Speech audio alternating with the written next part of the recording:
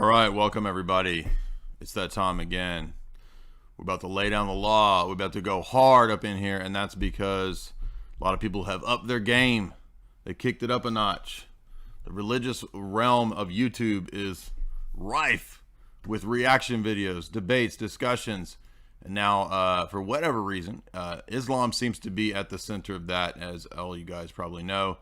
There was a recent discussion between Mohammed Hijab and Jordan Peterson and Jonathan Pajot, and at the same time there was a separate discussion that Mohammed Hijab had with Andrew Tate over his decision to become to become Muslim. We're going to be covering both of those topics today, and I have my esteemed guests from Orthodox Shahada and David, the real Medway, or David Erhan, as you guys know from his channel. We'll let everybody give a brief introduction, and then we will get right into the material. We wanted to do our reaction, critique, and response. Everybody's doing reaction videos. That's the hot thing for the last year or two. So we're going to be doing our reaction and analysis videos, and we're going to be playing clips. We're not going to play the entire thing. We're going to play the relevant clips from both of these discussions, and we're going to take turns kind of chiming in and giving our critiques. So Orthodox Shahada, what's up? You guys want to tell us about you, what you do, and your channel, and then we'll go to David, and then we'll get started. Yeah, thanks, Jay. Thanks for having us on. Really great to be here again. I'm Kai. I'm one half of the prosopic union, shall I say, of Orthodox Shahada. We do our apologetics towards Islam from an Orthodox perspective, and we try to cover all sorts of different ways of doing that, whether it's like historical, metaphysics, philosophy, fiqh, and that's about it. Yes. Hello, everyone. I'm David Erhan. My channel generally is focused on Orthodox Christian theology, specifically historical patristic theology, particularly between the 4th and 7th centuries, although I still go into other centuries and other contemporary issues that people still discuss today. So I like to go to the primary sources and the secondary sources and kind of synthesize various different books and theological views of various different patristic figures into kind of a unified manifestation of Orthodox Christian theology as it is manifested in the liturgy. So I kind of do presentations, and occasionally I do political videos. And kind of as a personal information, I am I'm a Turkish person, but I'm an Orthodox Christian as well. So I will say, in a cultural sense, in that proximity sense, I have some knowledge of Islam in that capacity as well. Not like actually Kai and the crew at Orthodox Shahada, but I know a couple of tricks myself. So glad to see all of you here. All right, and also Lewis is here as well, representing Orthodox Shahada. Yeah, What's I up, am Lewis? here, and I am the other half of Orthodox Shahada. I like to look at late antique metaphysics, philosophy, Christian theology, history, all the same kind of stuff that David does, just from a different angle, namely for talking to Muslims, and that's it. All right, let's get into it. So I think Lewis and David had some areas in the first chunk of the Peterson Hijab discussion that they wanted to comment on. Most of my critique will be from the 40-minute point onward. David, is there any clip that you wanted me to play in this first 40 minutes, or did you just want to reference? Yes. So the first, I will say, I suppose the first 30 to 40 minutes, I think we have a general agreement that they don't really dive too much deep. So they're kind of like, they talk about topics that are more interesting to people who are into the history of things, right? So for example, how different cultures interacted with each other historically, things like, religious warfare and things like that, things like liberalism and its failure, or whether it is successful or such. So I think there's a common agreement, particularly in minute 8:37, where but at minute 8:37, Jordan Peterson starts talking about a point that we see very often, which is basically that a lot of religions have common grounds, and there's a common problem, right? Postmodern liberalism, whether you want to call it or not. And so it makes more sense in Peterson's perspective, that's the way he's trying to explain it, for these different religions, not even to settle their differences, but to kind of understand the larger problem. And he kind of makes the argument that, well, there's many things that religions have in common. And Jay, maybe you can play the clip as well to kind of showcase that what exactly he's saying, because it's kind of relevant to what I'm trying to get at. Right. So about how long? I'm going to start at where and about how long?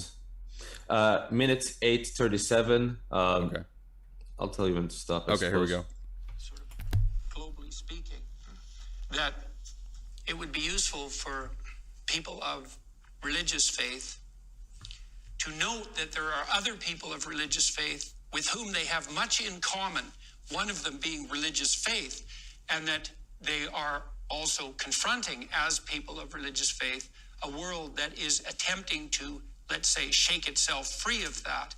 And so it isn't exactly obvious to me that it's a great time for people of religious faith to concentrate on their differences, given that there are perhaps more important elephants to address, let's say, or fish to fry. And so I've been trying to, I'm very ignorant about the Islamic tradition. So I guess we can stop here, because that kind of gets into, So the main problem that I see with Peterson's argument is he's kind of just saying, well, religions have commonalities, and he's kind of basically pointing out the obvious, that religions are religions. And what I mean by that is that what religions are inherently about is answering the metaphysical questions in regards to the grounding of ethics, the grounding of reality, the grounding of objectivity. And so various different religions might have common ground on that. As he himself says, it's because they are religious faith. But the main issue that I see personally is that, as a matter of fact, a religious faith with wrong ideas can lead to wrong conclusions. And so one can counter Peterson's argument by saying, well, maybe it is whatever religious faith that has caused this monster of postmodern liberalism to occur in the first place. So isn't it a better idea to kind of actually get into the deep aspect of, where that problem comes from? And that's kind of one of the things that I try to do in my channel. And I'm not going to try to give a, very long argument on why I think it is the case. I'm going to try to keep it simple. But in the religious worldview, we understand that, calling into question foundational texts, unless there's a, super good reason, right, which will still undermine the faith itself, just casually calling into question important aspects of the faith is pretty much basically calling the faith into question itself. So for example, if the creed can be called into question, if the scriptures can be called into question, if the traditions of the church can be called into question as a Christian of that church, then you're basically calling your own faith into question. As a matter of fact, in modern Western, I suppose, Christianity, this is very commonplace. And I think ultimately the roots start somewhere in the Protestant Reformation, and maybe even the Renaissance, and maybe even before that, with the debates regarding, how we should understand, for example, the term filioque in the creed. Again, this gets very deep into that question, so I'm not going to go too deep into that. But I hope I made my point clear that, in fact, perhaps the source of the problem that is at hand is, by looking into the religious differences in the first place. That's kind of what I wanted to point out. If you guys have any other comments, then feel free to give so.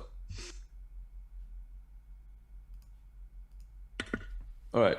In that case, I suppose I can move on with another part that I wanted to mention. This is pretty much a minute 21. I don't think you actually even need to play the clip, but it's a minute 21 of the video where there's a discussion on, and again, maybe some people in the audience might not really mind about this discussion, but this is basically about, secular liberalism. And Hijab is making, I think, the good point that secular liberalism is not only new, it's resulted in various different atrocities, various different wars, various casualties that should have been avoided. Is ultimately, I think, logically consistent with the ethos that was brought in with that worldview.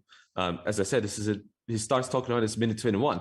But then what's strange is that he acts as if he downplays the role of Islam historically, and he's kind of doing this thing that a lot of people like to do, where there's this implicit, at the very least, accusation that Christianity is the source of these things. Now, according to the Encyclopedia of Wars, only 7% of all wars were religious in nature. So that already refutes the modern liberal idea that religions cause wars, right? That's a popular talking point, but only 7% of them.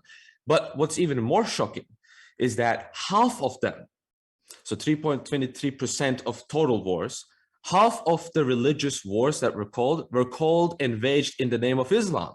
So Mohammed Hijab admitted a little bit that, his side has something to play, but he really downplayed the contribution to this field. And we see this again in modern academia and historiography, that people talk about the Crusades as if it's the ultimate form of, Christian bloodshed and, thirst for war or whatever. But, even prior to that, there were various different historical warfare waged on Christian lands, actually.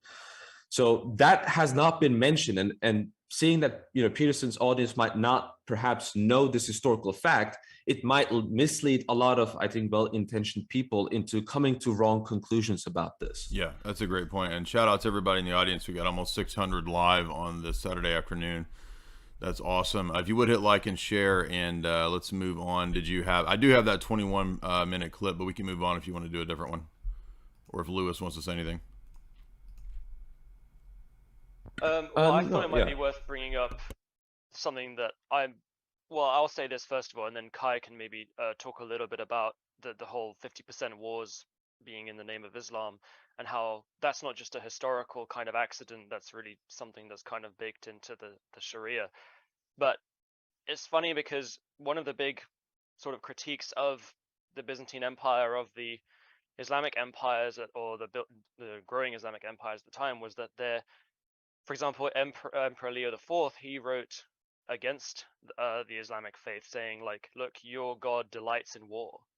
And the Byzantine Empire was actually, although there was lots of civil war in the Byzantine Empire, from my historical reading, it seems like the Byzantine Empire, even stated by scholars, had a very strong emphasis on defensive warfare. It wasn't so much obsessed with expansionism, but a lot of the wars fought around Justinian's time were taking back parts of the empire that they had originally had. So it could be seen more of a civil sense. But yeah, the great Byzantines point. were known for having more of a defensive war kind of theology or politic.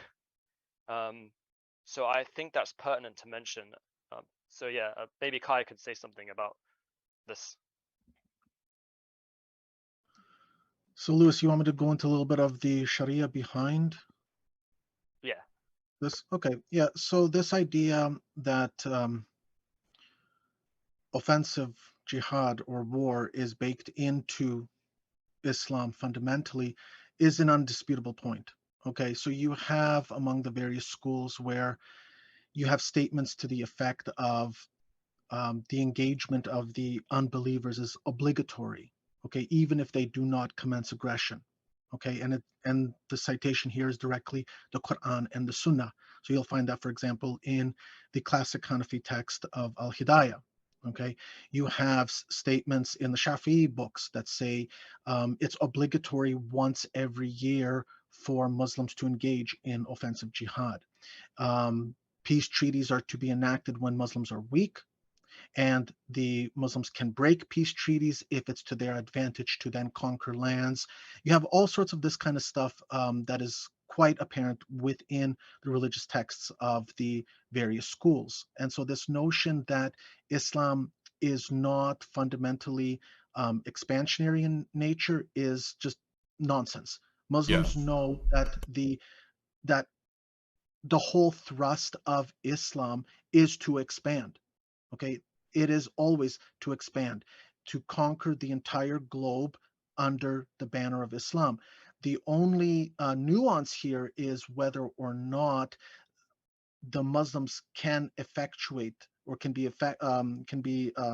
effective in waging that campaign. And so there may have to be certain delays at some points in time where they recognize that they're weak, that they have to engage in peace treaties, but then once they can break those peace treaties, they are to do so, and they are to continue waging war. And I'd like to just also add that when it comes to the Crusades, just because it got brought up, the first several Crusades, and of course we have our criticisms of it as Orthodox, we have problems with things that happened during the Crusades and whatnot. But the early Crusades were all called in order to retake lands that had previously been already conquered by Islamic expansion, right? So yeah, I think that's also pertinent to mention. Yeah, I think a lot of this was a lot of PR and not really dealing with the issue. I'm talking about from the vantage point of Hijab. It was trying to package Islam for the West as this very rational, very peaceful, very enlightened type of religion, and of course that's not really the case at all. David, did you have anything else in the first 40 minutes? Yes, so I think you should definitely play the clip at minute 22:57, which I found very interesting, where Peugeot, I think that's the first time Peugeot interjects into the conversation. Are you ready for me to play that clip? Yes. Here we go. These are the kinds of conversations I think we need to have. But on that point, I think I don't want this to be interrogative. And I just want to interject please. thing, because I think it's important. I think, Jordan, you're very kind, and I understand. I also watched The Message to Muslims, and I thought there were some problems with it, definitely. Okay. But when you said there's an elephant in the room that I want to address, my mind immediately went to videos I've seen of you with some of your friends in the street, and suggesting violence and suggesting aggressive actions against other communities, which in the West is something that, let's say, in Canada, people don't do that. And that even though there might be civil conflicts, we have a state, we have police, we have an apparatus, which is there to deal, which is not completely perfect, but which functions to install the rules. So when I see someone in the street surrounded by men wearing masks, who are talking about, if these other groups come out, they're going to see us and we're going to be there, and I'm looking for Jews, and we're talking about blood, and there's these very strange behaviors that I think when did I say we're looking for Jews? Do you remember that when I said that exact statement? I just remember you talking to police about Jewish people. Yeah. I'd like to get an exact quote. Okay, so I don't remember. I recall saying. The other one, one that I definitely saw that you spoke for quite a while was relating to some issues with Hindu. Right, so what happened recently? I don't want to. Yeah, I think that should be kind of enough with that point.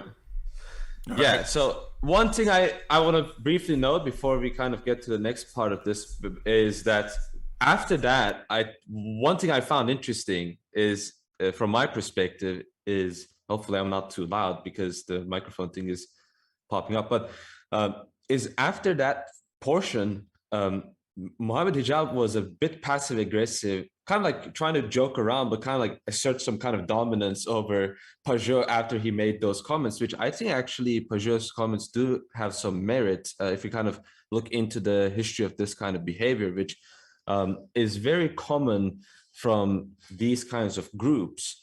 And to me, it's not a big deal. What is a big deal is that when you make those actions, you then act as if the fault is completely on the other side. Is that I find kind of strange, because the only reason I'm even talking about this from my own perspective is because, Hijab himself is the one who engaged a conversation on, historical, fights between different groups and such. So if you're going to be fighting about that, I think that's a valid objection to make. Oh, yeah, that's a great point. Yeah, he brought that up, and then when that was asked of him, he, of course, had to run away from that, yeah. Well, I think that one of the things that we should also point out is that Mohammed Hijab is someone who is in this conversation because he's managed to give off this impression to Jordan Peterson that he is a kind of like a very honorable and valorous individual. But I think if we show exhibit A through whatever, infinite, I don't know, I can't see them on the screen, but I know Jay has them, and he can just kind of cite. Yeah, let me get some of these. And so these are public, right? We want to be clear. Yeah, these were on Twitter. They don't exist anymore, but they were on Twitter, and they were in YouTube. So this one says, this is Mohammed Hijab saying, I believe certain anti-Muslim women would wish they lived in the medieval period, a period if a war was won by the opposing side, it would be conventional that people would be taken as booty. historical accounts actually say some women dress up for their captors. So this is the guy that just told you about war, right? That Christianity causes war, right? Yeah, I mean, Michaela Peterson actually. There's a clip of her reacting to this exact post. And, okay. I mean, the implication is very obvious that somehow some women who have a problem with Islam or are apparently desirous of becoming sexual slaves, which is kind of strange from someone who's talking about how peace and whatnot and peace and security. Yeah, exactly right. Yeah, and there's more. There's yeah. Let's more get to the next one. ones. So the next one is let's see. Can I suck upon the teat? This is not Taylor Marshall. This is Mohammed Hijab of your wife to make her mahram. I don't even know what that means. What is mahram? Mahram means permissible. So, sorry, not permissible. It means like to make somebody basically like a relative in a sense that you can be around them.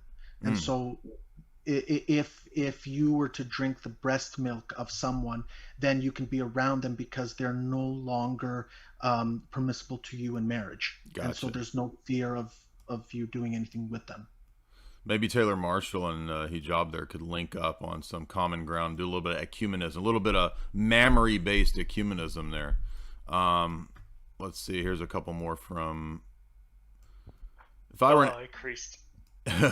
were an anxiety-ridden, hate-filled, nihilist atheist like whoever, I would consider suicide as an option. This is because the world of humans is more pain than pleasure. The pain of being a coward, the pain of no purpose.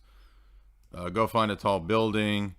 I guess as apostate prophet. I want to give you sincere advice. You should commit suicide. Blah blah blah blah blah. Kill yourself. He keeps saying. So yeah, I mean that's not a good way to make a point, is it? Well, imagine if Orthodox people, or if any of us on our side, said anything half as wild as this. I mean, people would be going nuts. Oh, the Ortho bros are dangerous. They're a menace to society. Shut them down. And then when it's these people, oh no, it's just that's their view, bro. Next one is, when are all the anti-Muslim attention whore Islamophobes going to get on their knees in intellectual submission before they are whipped by the freedom of speech in terms of Twitter Muslims, and they reluctantly open their mouth in protestation to find that they have been defiled by truth? It's the typical bravado and screaming and screeching that we always hear, which is a replacement for actual argumentation. I just realized that this is apostate prophet's partner, and she is publicly against Islam. What that one's blacked out. Lewis, what is the context of that one? I thought I sent one that wasn't blacked out. Oh, what is it supposed to be? Let me check.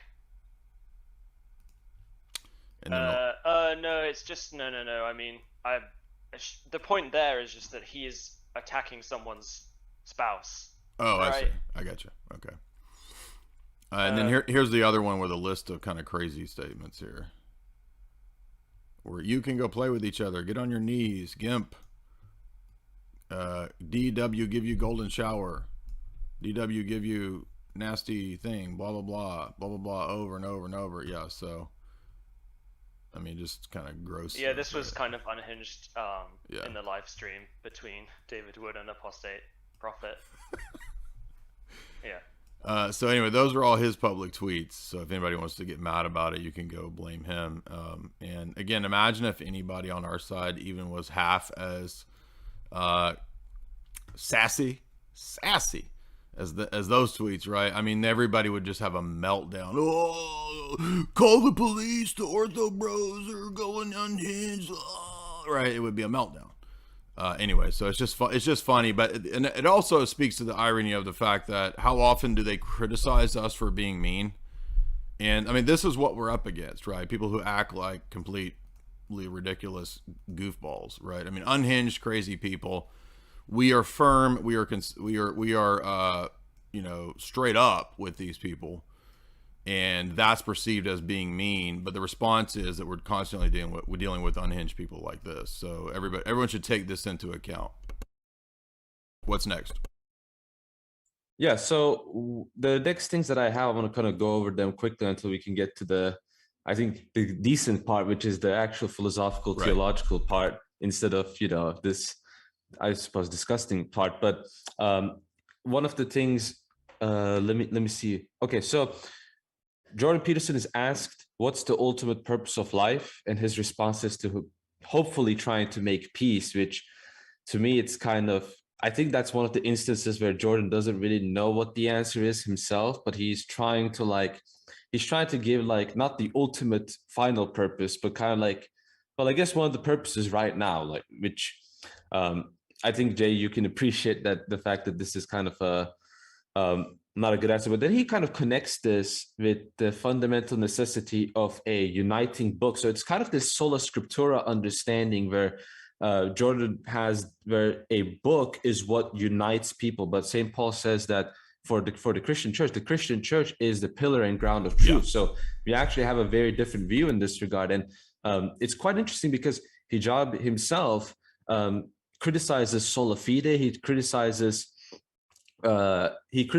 Western original sin, but Peugeot doesn't believe in those ideas. Well, and at one point, guilt. At one point, Peugeot says, "Well, Dr. Peterson has been under the influence or given his perspective of Christianity from a lot of Western kind of low-level Protestant ideas, and so he thinks of it as this propositional book thing." And so, to be fair, Peugeot does interject and make that point that you're making. I'm not saying you're criticizing Peugeot, but he does bring that up, that the criticism that Jordan had, like when he was 13, of Christianity was of this kind of low tier evangelical Protestant type of idea. Yeah, so I didn't, but that wasn't really discussed a lot. I think is basically kind of like the point of original sin, because it is actually pretty connected to the Christian understanding of Christ's mission.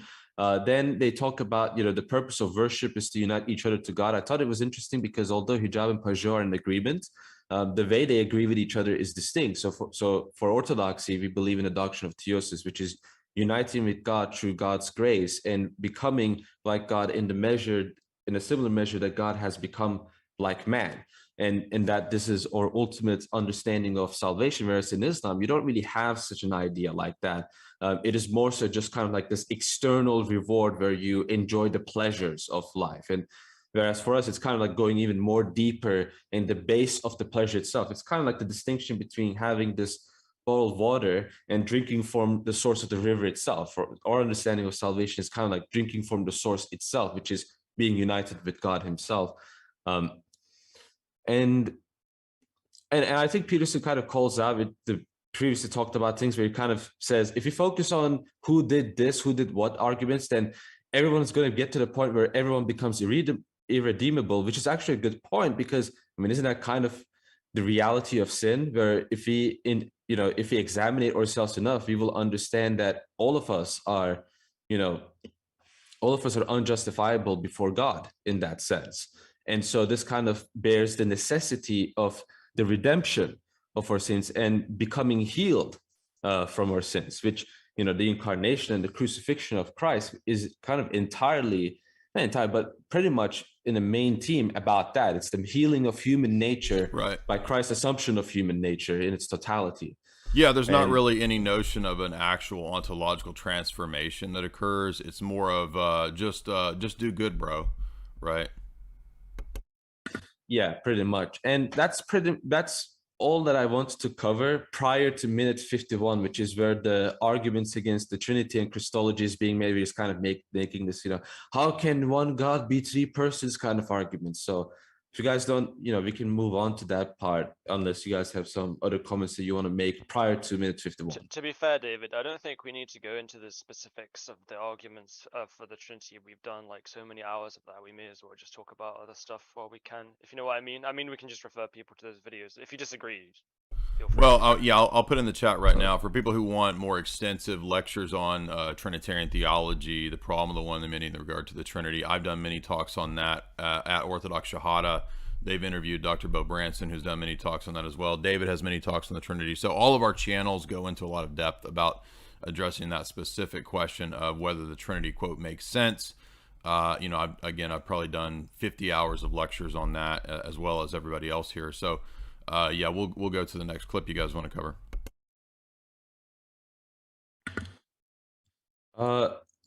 Okay, I guess I'll continue. The next clip that I have, this is kind of the last clip that I had. I've thought it was very strange. This is in 1 hour, 10 minutes, 35 seconds, where Hijab is talking about the tradition of biblical hermeneutics. Yeah, now I have a lot on this area, so we can skip back and do some more of these. But is that the last clip that you have on this discussion, or? Yes, that's the last one I have. All right, so I've got quite a bit. So here's David's clip on 110. Let's see what they're saying. Or encompassing, it's like, stop asking me if I believe in God. Watch me. Yeah. Okay. No, but I get what you're saying. But what I'm saying is this: is that the attitude that you have towards scientific investigation is that which is more congruent with a correspondence theory type understanding. Yes. Right. So you simply ask the question that, by the way, the Quran asks, and one of the central questions the Quran asks us to ask Christians and Jews is "Qul hatu burhanakum in kuntum sadiqin." Bring your evidence if you're truthful. This is the central question that Muslims are asked to ask. The same question that you, as a scientist, ask, we have to ask as well, right? And I'm using the word ask a lot here. What I'm saying is, this is where the cognitive dissonance may come in. I'm not saying it does come in. So that is part of what's torn the West apart on the basis of the Enlightenment versus the religious tradition, to the degree that that's a conflict. Just to add to this point is, for example, going back to Origin of Alexandria, Origin of Alexandria, because he has this hermeneutical dilemma. He has a hermeneutical dilemma, right? He doesn't know what to do with what verse. Is he going to spiritualize it, metaphorize it, or is he not going to do that? He was asked by an apologist called Celsus. He said, "What do you say of the crucifixion?" And he responds to an effect to say that not everything was true what happened, right, in the crucifixion. Point is that when you open the can of worms of hermeneutical spiritualization or exegetical or metaphorization, when you open that can of worms, what is left of Christianity is basically mythological. Now, then I will say, what makes this myth better than any other myth? Why are we investigating the myth of Christianity and not, for example, the myth of Hercules and Zeus? Why is the figure of Father and Son and the Holy Spirit more important to me than the Mithraic, Trinity? Yeah, well, that's a postmodern question, and you can take that even farther and say, well, I think the clip kind of ends there. Yeah. Okay. So Jay, you can get into this more because this is more your field. But from the reading that I have, when it comes to Alexandrian hermeneutics, Hijab is maybe Origen might believe this, but Alexandrian hermeneutics is not necessarily dialectically opposed. Pits an opposition between the spiritual reading and the literal reading. Saint Cyril of Alexandria, who's part of this understanding, if you read his Glaphyra on the Pentateuch, he literally starts this, volume 1. He starts the book by explaining how the spiritual and allegorical reading is based and has its foundation from the literal reading of the scripture, the literal event. So, or the Origen's hermeneutics and reading, even if this representation was true, does not reflect on the church tradition as a whole. And so I completely disagree with the idea that Christianity somehow allows for the spiritualization of the Gospels, where we can basically question the legitimacy of historical events. That is right. Not necessarily, that's not the Christian patristic view. Yeah, I mean, I would like to comment at this point, and I'll put in the chat an article from our friend Seraphim Hamilton, who really elucidates this in a very clear way, which is that, you know, the classical Orthodox view, which was the same in the West up into the Middle Ages, and even in the Latin West, it continued in this way. In fact, it's still even mentioned in the Roman Catholic Catechism today, and the Orthodox Church would agree, because we find this in a lot of the Eastern and Byzantine theologians too. This is the notion of the quadriga. The quadriga is the idea that the scriptures have a four-tiered sense to them. The first being the historical, the second being the allegorical, the third being the moral, and the fourth being the eschatological, or sometimes called anagogical. And so in regard to the purpose of this four-tiered sense, this actually comes out of an older Jewish way that they called pardes of interpreting the scriptures, and hence the name quadriga, the four senses. Now, if we think about the concerns that Mohammed Hijab had, which is that if you allow for there to be a spiritual sense, you then lose the literal and the historical sense, this would be a critique applicable to somebody like Origen, because that's precisely what Origen did, is that he allegorized everything to the extent of ahistoricizing the text and the events described. But if we think about something like Galatians 4, where Paul does an allegory on the basis of the story of Hagar and Sarah, we'll note that the allegory itself presupposes the reality of the historical events. In other words, if Hagar, Abraham, Sarah, if they weren't really historical people doing what they did, then the allegory would lose its meaning, wouldn't even make any sense. And so in this regard, it's important to look to St. Cyril of Alexandria, one of our great saints and church fathers, where he gives us this same principle. And you'll notice that the quadriga is not, this is the principle behind the quadriga. You'll notice that it's not foreign to the church fathers. It's not something invented in the Middle Ages. You'll notice that St. Cyril even uses the text from Galatians to make my point. The apostle wrote this not to reject the historical facts, but to relate the type to the reality. And so the reality here is the historical event, the typological interpretation of describing Hagar and Sarah as allegorical or typological relating to the history of the church and fulfilled in Christ is the very argument St. Cyril is making. St. Cyril of Alexandria wrote that one cannot apprehend rightly the scriptures if you attempt to contemplate their spiritual meaning without respect to the historical meaning. Those who reject the historical meaning in the God-inspired scriptures as something obsolete or avoiding the ability to apprehend rightly according to the proper manner the things written in them. For indeed the spiritual contemplation is both good and profitable. So there's a both and relationship here, not an either or. In enlightening the eye of reason especially well, it reveals the wisest things. But whenever some historical events are presented us in the scriptures, then in that instance it is useful for us to search into the historical meaning.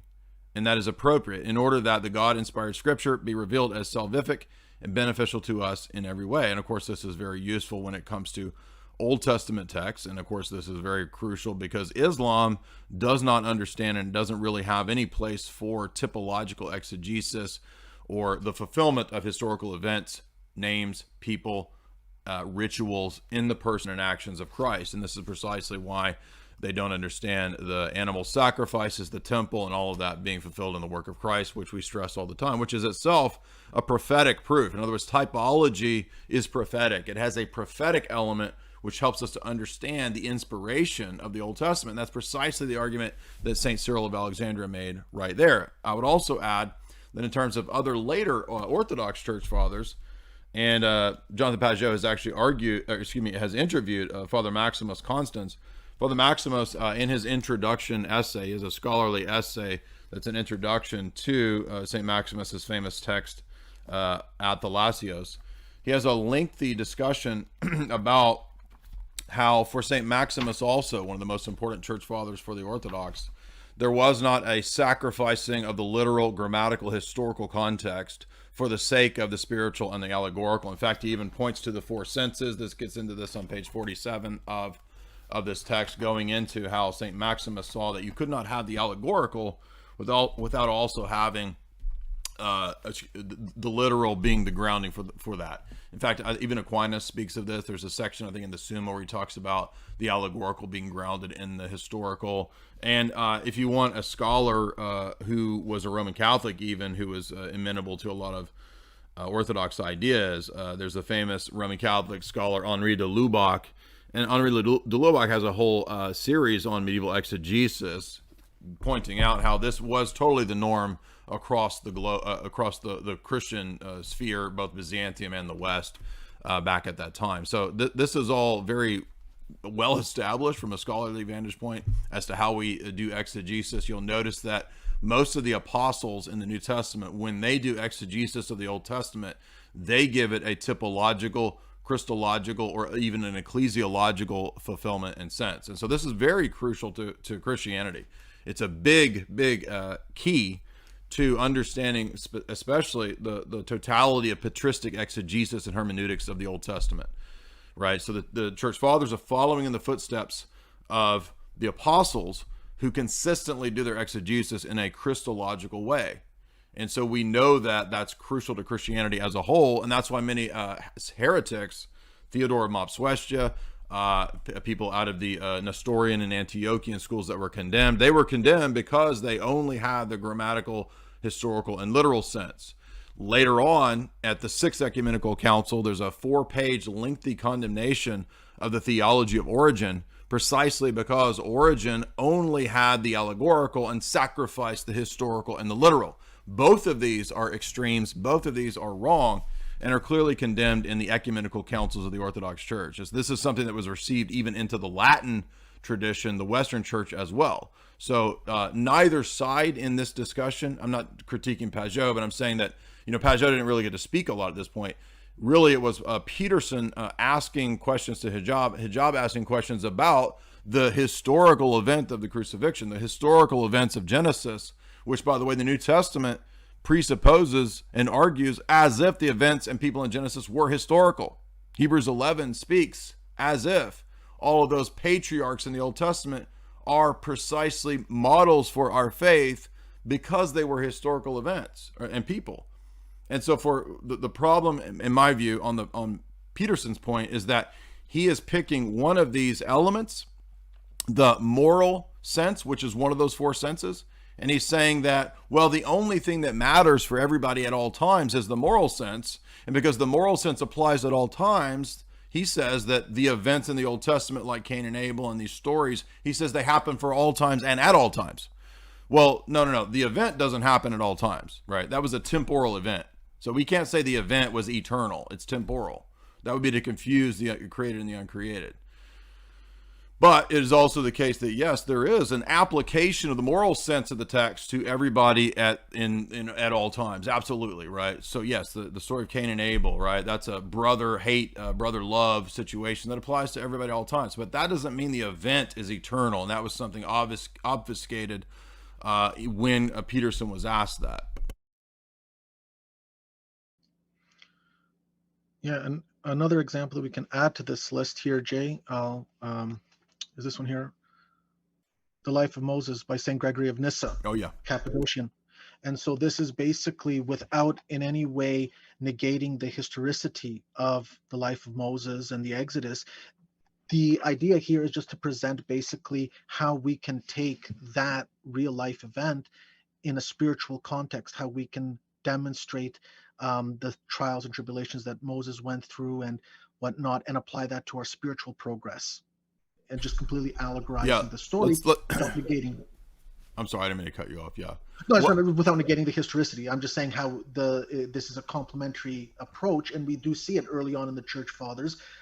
St. Gregory of Nyssa is 4th century, and it's really early on in our tradition, and nobody accuses St. Gregory of Nyssa as denying the historicity of these events that he has chosen to give a supplementary exegesis to. Yeah, and of course, even St. Gregory of Nyssa being the most allegorically friendly of the Cappadocians, even he doesn't sacrifice, the historicity of the text. And of course, that's part of the reason why Origen is condemned in the letter of St. Sophronius to the Sixth Council. Another couple examples that I'll add too is that, in the New Testament, we have the usage of the Greek word tupos or type. For example, in Hebrews, we're told that Moses went up on the mountain and he received the types of the things in heaven. And then he put that into the worship. In other words, the temple and the tabernacle are based on, or they're patterned on, they're types of the worship in heaven. And so this wouldn't make sense in terms of the word typology if there was not a real correspondence to what it was based on, right? In other words, if we can remove from reality something that's a type, that would undercut the notion of heaven in that text, because Moses is putting into place a liturgy on the basis of the types in heaven. So in other words, that would actually, if people want to over-allegorize and get rid of the history of it, that would undercut the very argument of Hebrews in regard to types in heaven. Secondly, think about other places where Paul, I think it's in Corinthians, uses the word typos, type, to describe the events in regard to baptism. He says that when Moses took the Israelites through the waters, and then it drowned Pharaoh and his soldiers, he says this is a type, tupos, of our water baptism. Nothing in that would make any sense if the story of the Israelites, if there wasn't real water, if there wasn't a real exodus, right? It loses all of its sense. And so there's two extremes here, and the church, has classically identified both of these grammatical historical extreme on the one hand. By the way, that's an error that came back up in Protestantism. So again, ironically, if you may guys remember, I've mentioned this in the last couple streams. Martin Luther had a debate with Johann Eck, the famous Catholic of his day, and one of the points of contention was over the fact that Luther was really railing against a lot of Old Testament texts, a lot of Christological and typological exegesis. Now he didn't go as far as Calvin and other later reformers did in terms of stressing the grammatical historical, but Johann Eck says you have sacrificed the spirit for the letter, and that's a recurring mistake in the Protestants, and that's something that Pageau actually brought up in this discussion when this comes up. He says, no, actually, Peterson is influenced by that stressing of the letter to the loss of the spiritual. And so what we need is both of these. Just think about Christ's two natures, right? And some of the church fathers compare this, right? There's an external sense to the text, which corresponds to like Christ's physical, human nature, his body, etc. And then there's an inner spiritual meaning of the text corresponding to the divinity. So again, we can't lose either of these. If we lost either of these, then this model of synergy and balance that we see in the incarnation would be undone. I just wanted to say, just on the point of historicity, I think that, say, if I could speak to, let's say I could speak to Peterson, I would just suggest that he actually look into the historical evidence for, say, the crucifixion and the resurrection.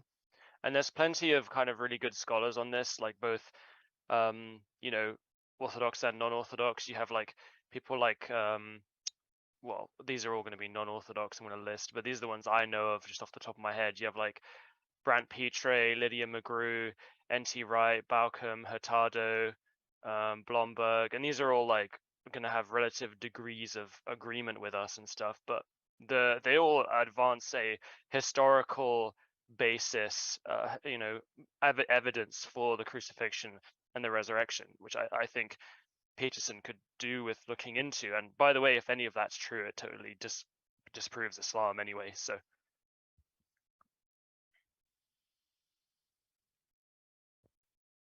that's all I wanted to say. Yeah, it's a great point. So do we want to move on to more of the clips to critique, or I had a question for you guys, especially maybe Kai or Lewis, who might know more about this from a historical vantage point. One of the first things that caught my attention was when Hijab says that you can go to Egypt and the Coptic people are totally living in peace with Muslims, and that's cool. There may have been some beef in the past, but see, we're a religion of peace because there's Coptics in Egypt. What do we make of this argument? This was at 42 minutes. I'm not going to play the whole clip. But... So I would just basically say, go and ask the families of the Copts who've had their daughters kidnapped by Muslims, enslaved, and there's no way that they can get them back. Just go and ask them if they're living in peace with their Muslim neighbors. Go and ask the Copts if they're living in peace with Muslims who come and burn down their churches and say, oh, it was just kind of like an electrical outlet that caught on fire or something like that. Okay, this is just nonsense. It's like clockwork. Every Easter, there's a bombing in a Coptic church in Egypt. Yeah, the fact that Copts exist does not mean that they coexist peacefully with Muslims. Right. I mean, that's nonsense. It's absolute nonsense.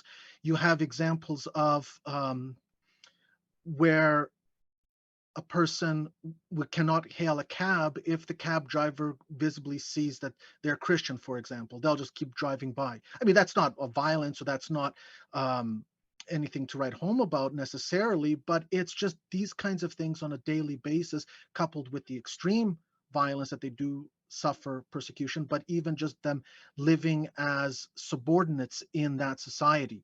It's very apparent. I mean, this is not this is basically thimitude, if you will. Even if they may not be, even if the Muslims or the state may not be collecting jizya, the notion of thimitude and subordination and second-class citizenry is very apparent. And so this is just nonsense what hijab, if he's trying to portray it as if Muslims and Christians live peacefully in Egypt. Sorry, not going to cut it.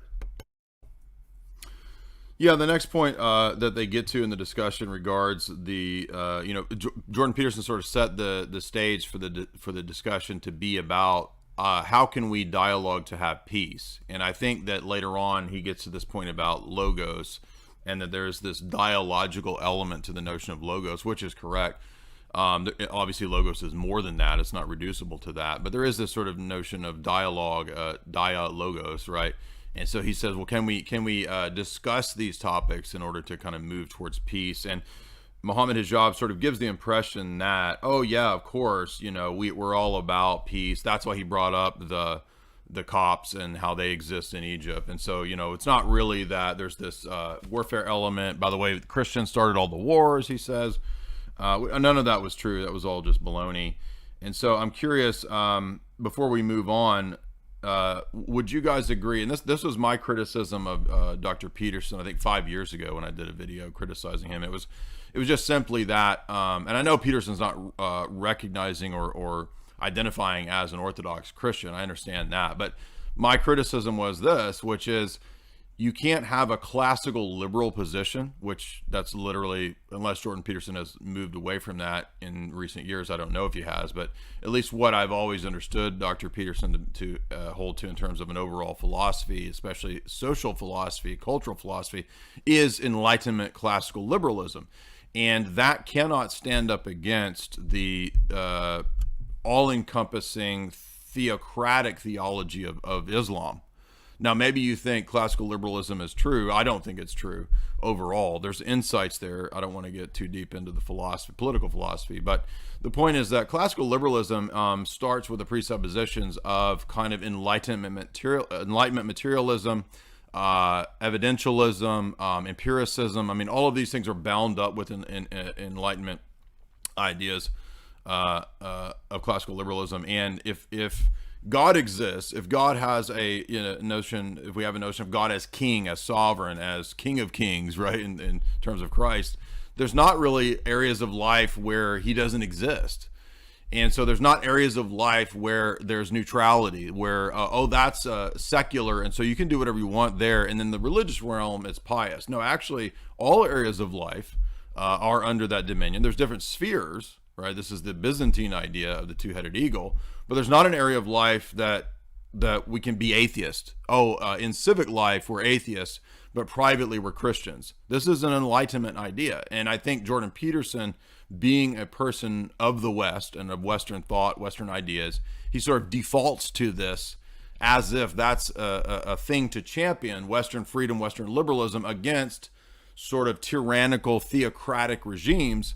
And at a presuppositional level, he's not realizing that his notion, or that God proper, theology proper, does not give place for neutrality and atheism in the civic sphere.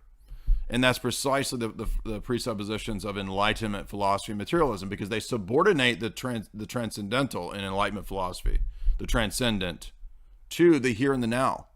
Right? That's why we get social contract theory. That's why we get anti-monarchical arguments. We get anti-church arguments, anti-theology, anti-metaphysics arguments, all coming out of the Middle Age, or the Enlightenment philosophers, because they want classical liberalism to replace ancient and medieval philosophy and systems. And there were valid critiques, right? But if Christ is king, and he is, then we have to admit that a classical liberal atheist civic philosophy is not going to mesh or have anything to say to a position which is more consistent just in the point of God having dominion over every area of your life.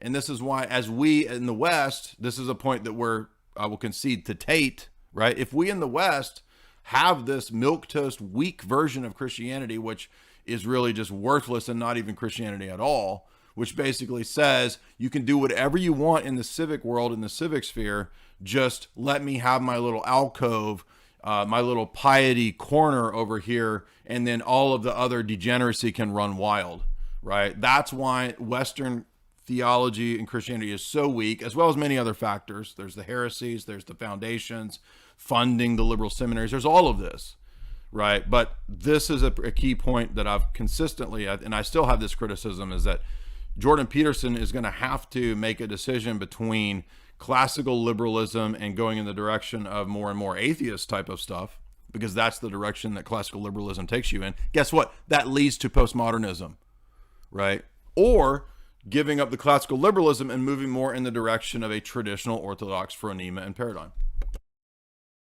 Yeah, I wanted to say, just like with the thumbnail, we know where it has like, we have Jordan Peterson when it says Orthodox next to him. Like, we're not saying he's Orthodox, but in terms of how he eventually ends up, whatever he ends up choosing to do, I think it's clear that he has enough of a understanding of at least some of the four senses of the crucifixion and resurrection to have like really a deep kind of understanding, moral and transcendental understanding of Christ in that sense. I think I would say, like I said earlier, I think if he gets the historical, I don't think he'll have to be in a very tough spot mentally in order to avoid actually becoming Orthodox. But he has openly admitted that he attends Orthodox liturgies, both with Pajot and without Pajot on his own.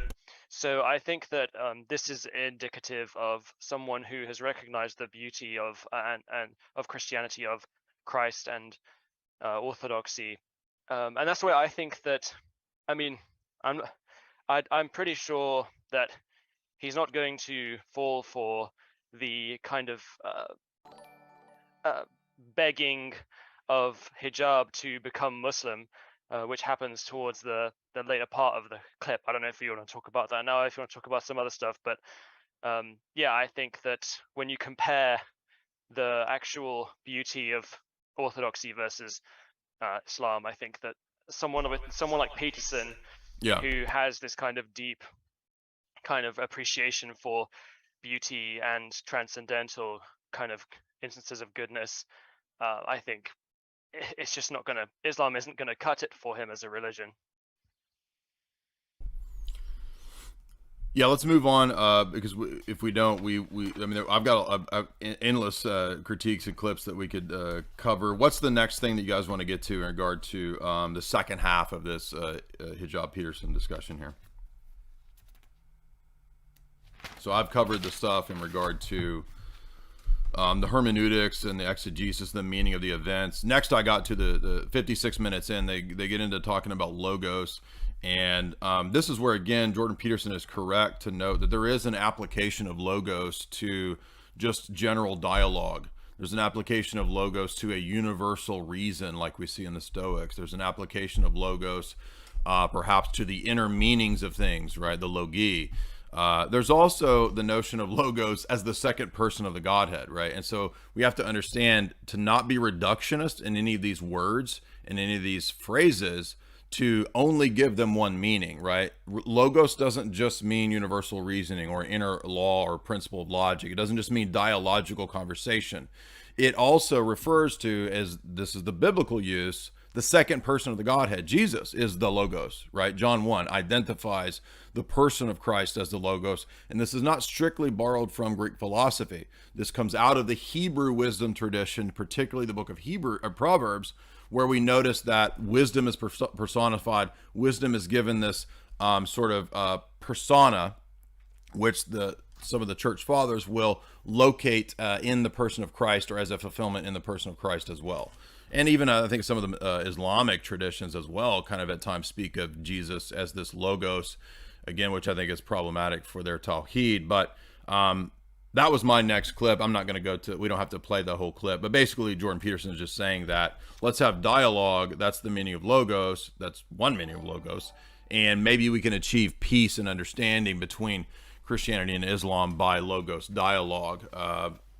But one thing that's the crucial point missing here is, just as I've critiqued some of the Roman Catholics here, logos is not, doesn't have one referent. right? Logos doesn't just mean this general idea. It has specific Yeah. reference and specific systems. And for Christianity, logos is specifically referring to the second person of the Trinity, Jesus. From all eternity, he's the logos, incarnate in time and space. And if we understand that, that's the point that we need to get across, right, to both the Muslim and to Jordan Peterson, is that the crucial issue in all of this discussion and debate is, who is the person of Christ? Is he a mere man walking around pointing us to Allah, or is he the second person of the Godhead, the creator of the world from all eternity, the eternally generated Son of the Father, who fulfills all of these Old Testament prophecies, who is God, right? That's the key issue that both of these figures have to grapple with, and that's why Jesus is such a controversial figure. Yeah, I'd also like to add, you were talking about Christ as the Logos, and how this idea is from the Old Testament, not only just Proverbs. For example, Psalm 33:6, even in the Septuagint, it says that through the word of the Lord, the heavens were solidified, and by the breath of his mouth, like he's basically in Psalm 33, we basically see that through the word, which the New Testament in the book of John is repeated, that everything was created through the word, who is Christ himself. And so this idea, and the Greek term in the Septuagint is logo, right? So this idea is still used, is maintained in the Old Testament itself. So it's not just some Greek idea. It is in fact a very Hebrew idea that everything was created through the logos, the word of God. Yeah, well, that's in Genesis, right? It's in Genesis 1, and John 1 is playing on Genesis 1. And I would add that I did a whole lecture on this second persona throughout the Old Testament. We find the deity of Christ, this second person, not invented in the New Testament, all throughout the Old Testament. It's even admitted in multiple Jewish scholarly texts where they try to figure out and debate who is this second persona that's given divine descriptions, that's given the name of Yahweh, all throughout the Old Testament. Jesus, of course, identifies that he is the one who spoke to Moses. I am that I am. I was the one talking. Moses looked to me. Abraham looked to me. John 5, John 8. So we know that the New Testament is very clear about this. But the problem is that for both Dr. Peterson and for Mohammed Hijab, we're dealing with people who don't have much of knowledge. I'm not meaning to insult them, but from our vantage point, don't really understand the totality of the text. And that's particularly apparent when Mohammed Hijab goes to Deuteronomy 18, because as we'll see, when he brings up Deuteronomy 18 about a prophet, he actually misuses the text. It makes the opposite argument that he makes the text make. Anyway, let's move on. What's next? What do you guys want to?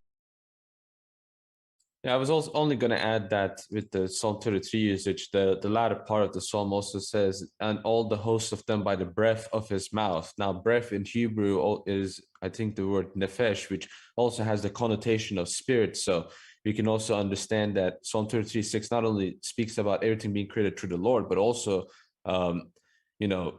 hosted, so to speak, in a way, by the Holy Spirit as well. And this is in various different Old Testament passages. I think St. John Damascus uses various Old Testament passages to talk about the Word and the Spirit in the Old Testament, specifically the Psalms, in his Exposition of the Orthodox Faith, Book 1. So that's what I would recommend to those who are watching, who are interested in this. Yeah, I would add too, if you look at the life of Elijah, I've written essays on this, you'll notice that it's not Yahweh himself, because we're told that in Jesus says, no man has seen the Father at any time, and yet in the life of the prophets, the voice of the Lord appears to the prophets. The word of the Lord appears to them. Isaiah says that the word of the Lord appeared to me, right? Ezekiel says in chapters 1 to 10, which I did a whole lecture on, you can go see, you'll find the Trinity present in the first 10 chapters of Ezekiel, right? Father, Son, and Spirit. And the second person is described as one like the Son of Man. Clear as day, referencing the Trinity, referencing the Father, the Son, and the Spirit.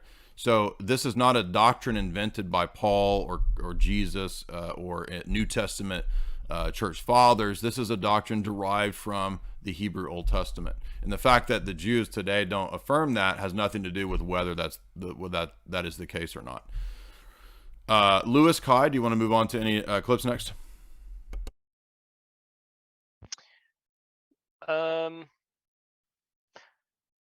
Well, I I have a couple other clips, but I did want to mention if there's anything else. This kind of desperate attempt at the end. I don't know what the timestamp is for it. Maybe David does, but in the end, Mohammed Hijab basically starts asking Peterson, like, would you become Muslim if I gave you this evidence for the prophethood of Muhammad, like all the prophecies? Which, by the way, also contradicts Deuteronomy, because Deuteronomy 18, or at least can't remember the exact chapter, but it clearly states that even if the prophecies come true, this was my point. That was the very argument I was going to point out. So Mohammed Hijab says that if the prophecy comes true, then it's a true prophet. That's not what Deuteronomy 18 says. Deuteronomy 13 and Deuteronomy 18 specify that even if the prophecies come true, he may still be a false prophet if he tells you to follow another god. And so Mohammed Hijab didn't even know that that's actually the argument in Deuteronomy 18. Yeah. So about the and so he asks this question, and then Peterson's just like, no, but he kind of like seems confused by the question at first, and Peugeot has to kind of say, well, he's asking if you'd become a Muslim, and then, you know, ha ha ha. But that is literally what he's asking. He wants you to convert to Islam, and it's kind of weird. Like I hope that a lot of Orthodox understand that becoming Orthodox isn't something you can just do. You know, snap your fingers and it's done, right? You have to actually go through a process, an acid test through the catechumenate, and, you know, even priests will sometimes test you to see if you're really serious about becoming Orthodox. We don't go around, I mean, there's a difference in evangelism, but this is really kind of like cheapening the religion if you go around kind of desperately trying to, you know, please, like, it's like seeking validation for your religion. When people convert, you kind of hold it up as this, you know, validation. Kind of like a desperate girlfriend. It's kind of off-putting. Probably is off-putting to Peterson. So yeah, I mean, like, we're not like that where you just say a phrase, you know, you say your shahada and there we go, bam, that's it. Actually, no, it's more complicated than that. You have to go through catechesis. You have to go through a lot of learning before initiation, before you actually get baptized and received into the church. I don't know if you guys have any comments on that, but I find it really quite disturbing how it's like, here, just sign up quick and then you can like do all the figuring out later. I think the more weird part was not just like, you know, one can interpret that as him inviting, but then he said, and this portion is in R1 minute 27 second 5, and he kind of basically, after asking that, he starts to like make a bunch of arguments about, oh, look, he fulfilled these different prophecies for Muhammad, you know, he made these correct, the Quran has these correct prophecies, and all of these arguments that he made, like just rapid fire. It was as if like he was reading from a script. And I think like this kind of behavior also allows for turning religion into some kind of like a buffet list, or like, oh, well, a lot of, you know, I guess he said a lot of correct things about the future. Okay, I'll suddenly accept every single thing about this religion now, and I'll just become completely obedient to it. Where it kind of just becomes, as Lewis said, where it's not really even taken seriously enough. And I will say, you know, that's kind of like, whether the intention is good or not, the point from my perspective isn't even asking whether his intentions are good or not. I'm willing to concede that Hijab had good intentions there. What I am trying to say is that this is very regular. For example, in my day-to-day kind of conversations with, you know, Muslim friends, or, you know, friends of a friend, it very oftentimes does get into that, where someone even like me gets asked this question where like, okay, well, would you become Muslim if you saw like evidence? And it's like, okay, but like, I can ask the same question to you. Like, if I showed you irrefutable evidence that Islam doesn't make sense, like, would you stop being a Muslim? I mean, it's like, you know, I don't have to like make that constant invitation, or like just rapid fire a bunch of propositions, because I mean, this is kind of something that takes a lot of time and effort, right? Because religion itself is a very complex study and way of life. There's another thing I wanted to point out, but that's out of topic, so maybe I'll talk about that. Well, I just wanted to point out that here's Deuteronomy 13, which specifies, so you can't just read Deuteronomy 18 alone. In fact, Deuteronomy 13 comes first, And it specifies, if there rises among you a prophet or a dreamer of dreams, and he gives you a sign or a wonder, and the sign or wonder comes to pass, and he says, let's do other theology, let's go after some other deities that you have not known, you will not listen to that prophet. So the argument that he makes is that because Deuteronomy 18 says that if a prophet predicts the future or the sign or wonder comes to pass, then you must follow them because that's an irrefutable evidence. The very book that he cites says that that's not actually irrefutable evidence. It is true that you can have a prophet who says good things, or true things, but you can also have a false prophet who says good things and true things. And so that's why earlier in Deuteronomy it was clarified that it's more precise than just signs and wonders. Every religion claims signs and wonders. You can't just make signs and wonders the ultimate proof. And that's why so much of Islam, especially, if you look back to the debate that I had with Azrar Rashid, they're basically just doing an empirical kind of theology, empiricist theology, where it's just, you stack up evidences versus my stack of evidences and see who has more evidences. Now, evidences are important, but everybody claims miracles, and it's not possible for everybody to go and test in an evidential, empirical way everybody's miracle claims. And that's even what Deuteronomy says. And that's why Paul says in Galatians 1, following Deuteronomy 13 and Deuteronomy 18, that anybody who departs from the gospel that we laid down, even if they perform signs, even if they come as an angel, a miraculous event, you don't follow them. Galatians 1. So I know Muslims don't care about that. I'm just saying that that's the orthodox principle that we would follow according to Galatians 1, which is modeled on Deuteronomy 13 and Deuteronomy 18. And that's why really all of these claims that Mohammed Hijab has about all of these miraculous prophecies of Islam really don't get him anywhere.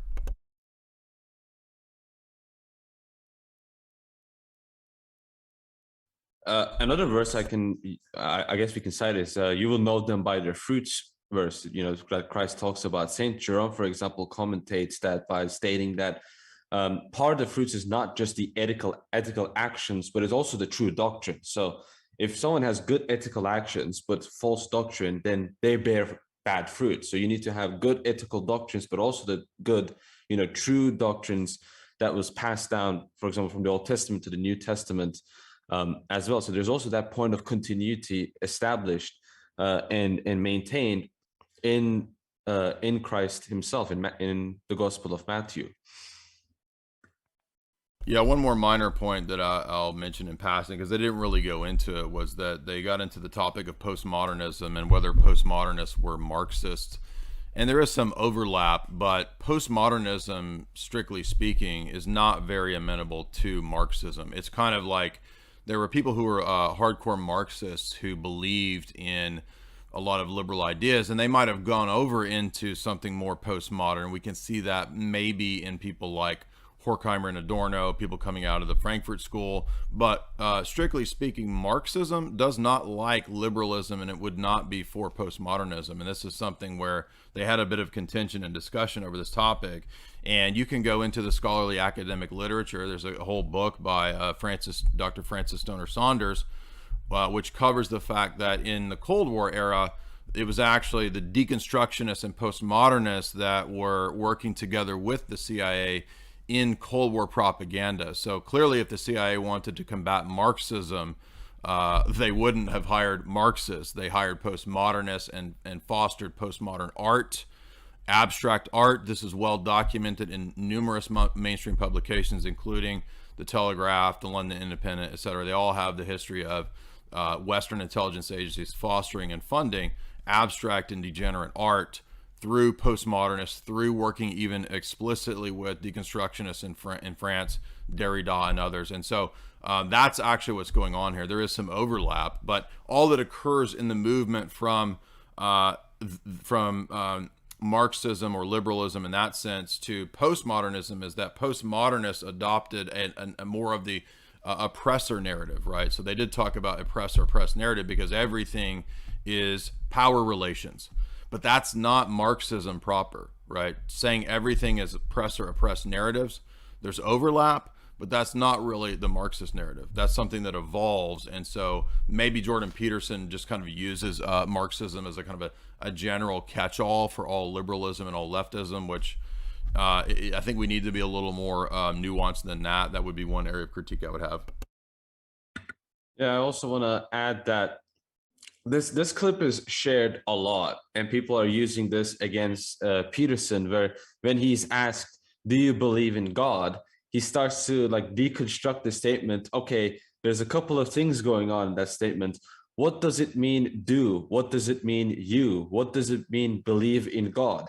And he kind of, and I actually think, maybe we might disagree, but I actually think that's a decent question to ask. The problem is, the intention behind the question asked. But where he gets this to is that he makes the point, I think Peugeot is in agreement with, he'd rather see what you do than you making a verbal proposition. And that kind of gets into the clash in the approaches between Peterson and Hijab, where Hijab is kind of basically asking him if he will accept his propositions. And Peterson is basically saying, no, I want to see what you do.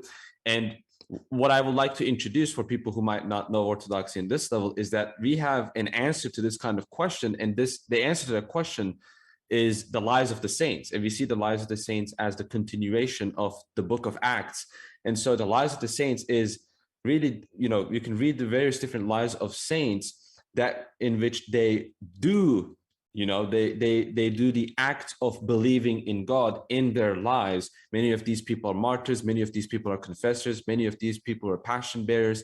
And so they're great examples on how to live your faith in the Christian manner. And they're great examples of the principle that St. Paul lies down, which is that imitate me as I imitate Christ. And so as we imitate the saints in what they do as they imitate Christ, we become imitators of Christ, which is how one achieves the path to holiness. So I will say in that regard, Christianity has that idea, which is not really, even if it exists in some minor capacity, is an idea that is really not present much in Islam. Really, the ultimate saint in Islam is just mainly Prophet Muhammad.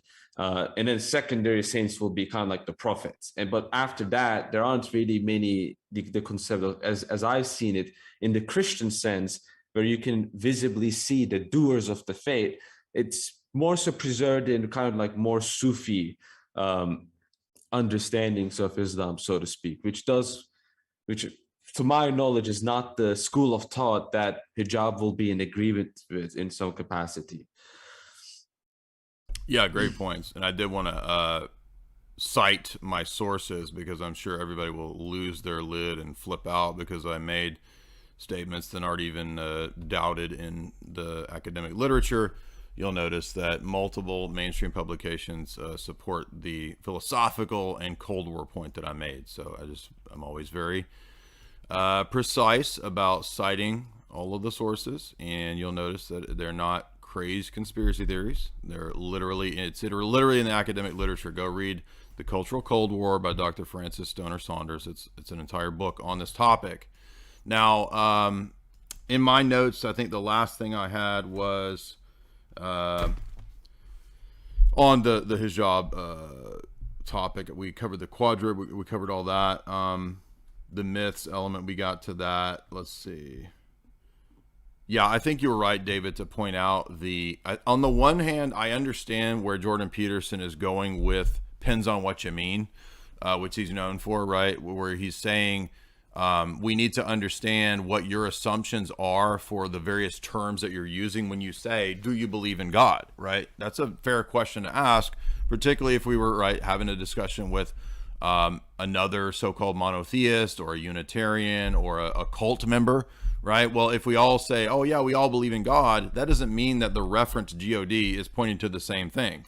Because I might be talking to a theistic Satanist who believes that God is the devil. I might be talking to a Mormon who believes that God is three separate persons or beings, which they have a tritheistic type of theology. I might be talking to a Jehovah's Witness who thinks that God is not the Son. God is only a Unitarian Father deity. So the word God is ambiguous. However, I think Jordan went a little too far in sort of getting into linguistic ambiguities and linguistic philosophy by saying, Depends on what you mean by do. Depends on what you mean by, I mean, the question wasn't about, the presuppositions of linguistic philosophy, which is true. You can do that. You can critique and get into what is involved in, a sentence. What are the metaphysics of a sentence? That's all part of philosophy, but that's not what was being asked. And so it would have been, I think, a much better approach to just be a little more forthright in answering, well, if you believe in God, it's pretty easy to say, well, yeah or no, right? Yes or no, right?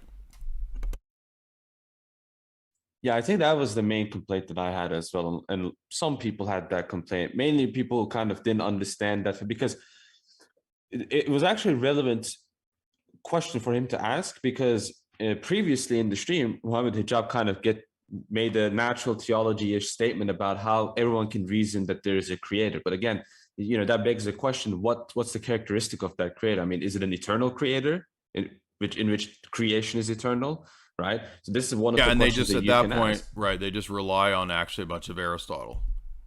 Yeah, and is he created in the sense that he's creating out of nothing in the first place? I mean, even that can be asked, right? Maybe the creator is merely the architect, in the sense that the architect is the creator of buildings, for example.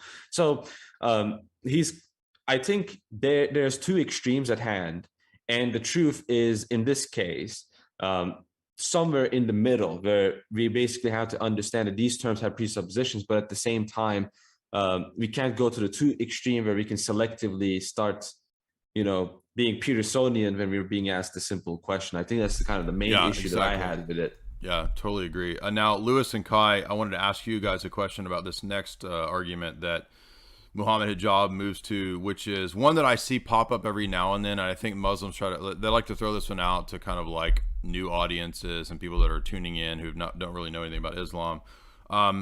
There's a falsification test within the Quran, and the test is that come and test the Quran, and you'll see that it has all these miraculous elements to it, miraculous future predictions, and therefore we know then that Muhammad was a true prophet because of all these quote Quranic miracles. What would you guys like to say to that often used argument? You go ahead, Kai.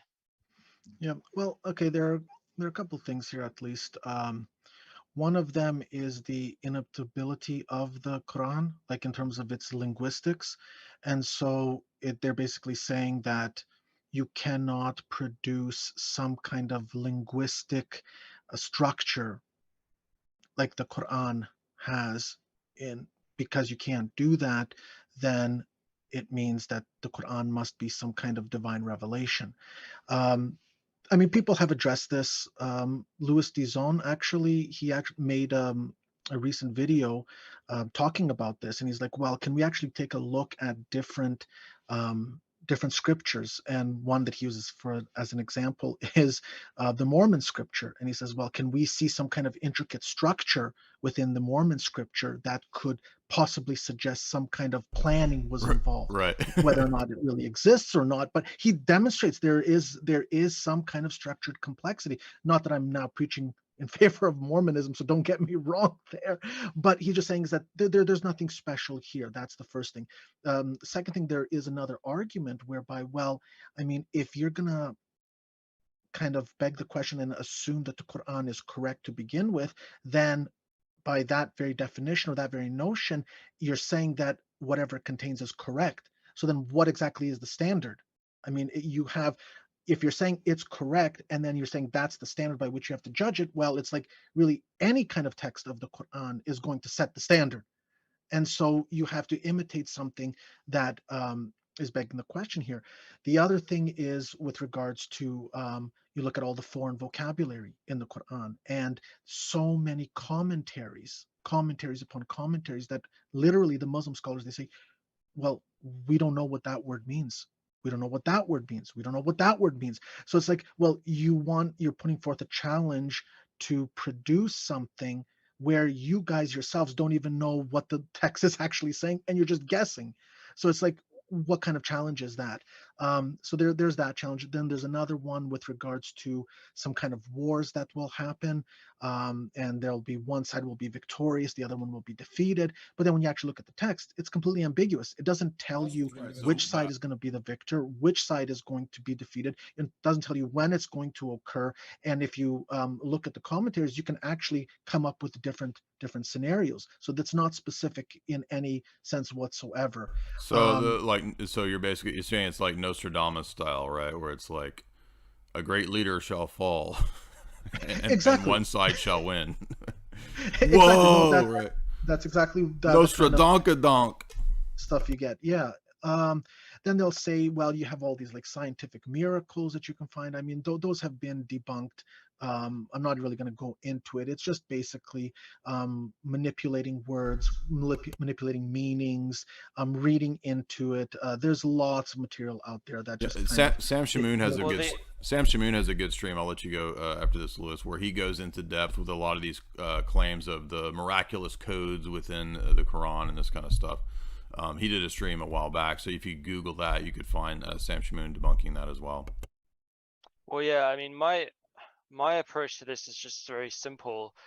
That may all be the case, but the thing is that demons are, highly intellectual, like beings of pure intellect. They have knowledge of lots of things that we don't know about.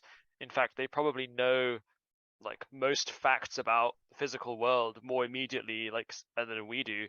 And so it's not exactly surprising that a demon or an angel, like a fallen angel, could produce yeah, and this is precisely the reasoning of Galatians 1, right? That's what Paul says, right? Even if a beautiful radiant angel came and told you to follow some other theology, which is kind of a miraculous event, right? You don't follow it. Albeit, I will say that one argument that is potentially very convincing for the miraculousness of the Quran is that the word middle appears in the middle of the second surah. So, I mean, how are you going to explain that, especially when the Quran was revealed over several years in different parts, and then you kind of put it together? I mean, that's so miraculous. I mean, in case you didn't pick on, I'm basically mocking a certain apologist out there who was convinced by that argument. Yeah. So anything else before we move to the Tate talk? The only thing I will add is that for us, prophecy is more kind of theological. And when we look at the Old Testament prophecies about the Messiah and the characteristics of the Messiah and what he is going to do in history, not only in scripture can we see this, but we can also even see some of these prophecies being fulfilled in Christ, even by hostile sources like Josephus. And I think the Christian understanding of prophecy in that sense is stronger. And also there's a key detail, and one of the reasons why we don't really believe that there can be more prophets is because Christ being the fulfillment of that office where prophets were produced from. To say that there are going to be more prophets, now prophecy and prophets are a distinct thing, and there's still prophecy, but the office of the prophethood, that is not that is fulfilled in Christ. To say that that's going to continue for example, in the 7th century, is to basically deny that Christ fulfills the old law and completes it in his person. And so for us, prophecy isn't as if like we're going to, 2,000 years later, something like purely political is going to occur and the world will end, right? Like, people treat prophecy like that. For us, prophecy is more so really God's promise. And prophecy is also done by stories and the types of these stories, right? Like think of the binding of Isaac. How to worship. The father sacrifices his only begotten son on something wooden. I mean, that's pretty much pointing to something in the future that's going to happen, which is a crucifixion. The father is going to sacrifice his only begotten son on something wooden. And and as a matter of fact, the substitution in the story of the binding of Isaac was caught by his horns, signifying the crown of thorns that Christ will bear. So there's many different stories just like this one. When I say story, I mean literal story in that sense. There's many different events in the Bible like this that in their events prophesize what's going to happen in the future. So for us, there's direct prophecy that a lot of people are associated with, but there's also typology that can also be considered some kind of prophecy, and that's how we understand these things. And so these events kind of point out to something miraculous that's going to happen in the future. The burning bush is another one, pointing out to the incarnation, how the unconsuming presence of God was in something created, just like how God incarnated through the Virgin Mary, right? The Virgin Mary preserving God in his human body, just like the burning bush was in some capacity. So so our understanding of prophecy is very different in that sense, is what I will tell a lot of people.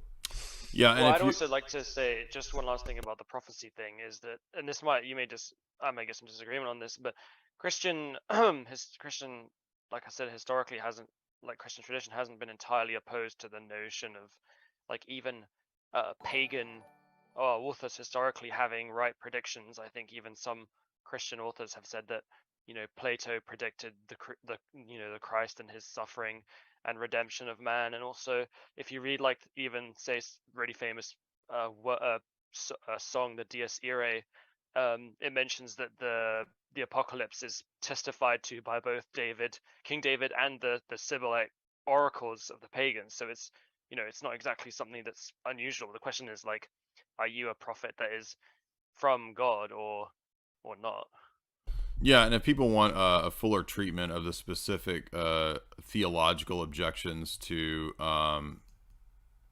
Islam in regard to continuity with the Old Testament, who really has continuity with the Bible proper, who's the real person who has the rights to the book, there's my stream covering this in depth. I'll put the link right there in the chat on that topic, and you can go see the biblical arguments that I make, as well as you can watch the argument that we did with Azra Rashid on Tawhid versus Trinity. I'll put that right there. That's a whole debate. And then a separate debate with Dr. Shabir Ali on the Trinity and the person of Christ as well. So those are fuller treatments and discussions of this topic. Now, I think, Kai, go ahead. Yeah, I was just going to say, I would also add to that list Lewis's video on the continuity from the Old Testament to the New Testament, and how he shows that basically we have all those elements that we would expect when you study the Old Testament, which are completely lacking within Islam. Well, that point is great to make. I don't know if you can do this, Jay, but I sent 2 pictures into the Discord chat that as we transition into talking about the comparison between sort of Jordan Peterson's careful, thoughtful, kind of deep grappling perhaps with God and with Christianity. I really think he's grappling. I think Jonathan would agree. And there's plenty of videos of him struggling with it. He says he struggles with it, but he is thoughtfully and emotionally, struggling with his idea. But we'll compare this to, Andrew Tate. So I think I just wanted to have those 2 pictures up side by side, if you can. Yeah, let me try to. I'll try to pull those up. Maybe as Kai, I think you wanted to kind of introduce the second part where we get into the Tate talk. Yes, if you don't mind, I guess we can switch gears and we can start going into the Tate issue. And I'm just going to monologue here for a few minutes. It's not going to be one of my epic ones where I kind of just go on and on. So my interest is not so much with regards to Tate himself. And although I do have my opinions on some of the stuff he says, and I'm not minimizing or diminishing others who want to speak to those issues more directly, I'm more interested in observing the general Muslim reaction to Tate, as this gives us insight into Muslim society and culture.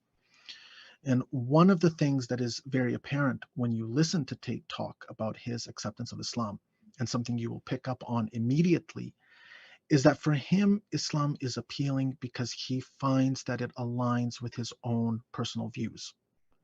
Now, that he finds a religion out there that aligns with his personal views is not something that I necessarily take issue with, but the fact that so many Muslims prop him up, knowing that he says the things that he says and does the things that he does, it is an implicit admission that Tate's assessment of Islam in a broad sense is indeed correct. So Muslims want to portray that the things that Tate needs to focus on now that he's Muslim are to fill in the ritualistic aspects of Islam, like how to do the daily prayers, more so than it is about adopting a new worldview. And this is an important point because when non-Muslims criticize Tate or the Muslim reaction to Tate's acceptance of Islam, we don't care whether or not Tate knows how to pray. Those are non-issues for us. We don't care if he places his hands across his chest or dangles them at his sides. These kinds of ritualistic aspects of Islam are irrelevant. The concern is about legitimizing and normalizing the degenerate practices of Islam that are detrimental to society and fundamentally satanic. And what happens is Islam as a whole is looked upon and treated as an altogether replacement of everything Western. Now, for me as an Orthodox Christian, my concern is more about living in an Orthodox Christian society, a truly Orthodox Christian society, not just a secular, quote unquote, Western society whose cultural heritage is nominally Orthodox.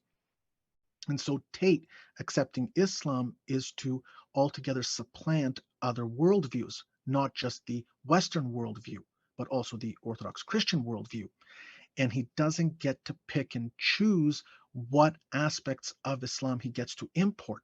He doesn't get to say only those parts of Islam that align with his own personal views are to be foundational to the society he wants to live in. He has to accept all of Islam, and that means accepting things like grown men having sexual intercourse with prepubescent children, the mandatory killing of apostates, the dhimitude of Christians, and so on. And this is the point that I think a lot of people fail to grasp in the criticism of Tate accepting Islam.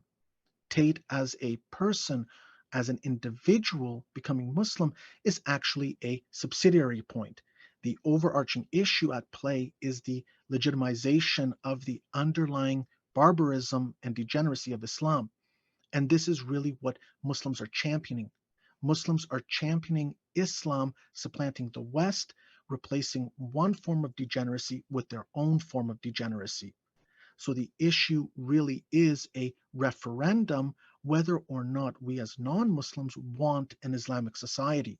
It's not just about rejecting the West or rejecting Christianity to conflate the two as Muslims like to do.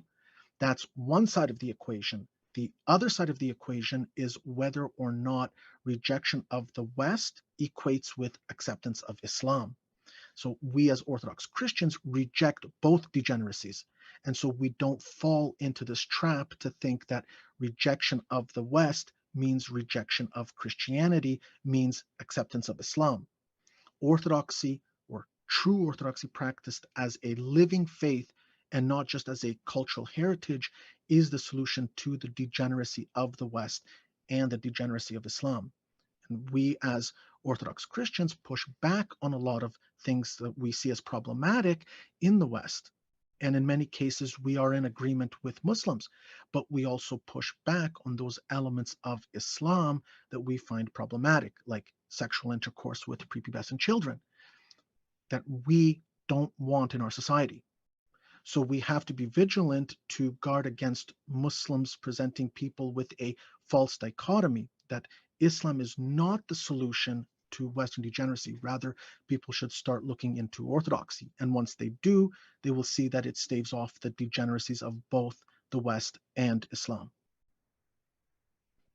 Yeah, I don't know if you can still have those pictures up by any chance, but just in terms of the continuity, it's like for someone like Peterson, I just wanted to say this last thing is just like, look, that's the one on the left is a bare kind of almost like a community hall, but that's what it looks like inside an average mosque. But the right is like an average Orthodox church.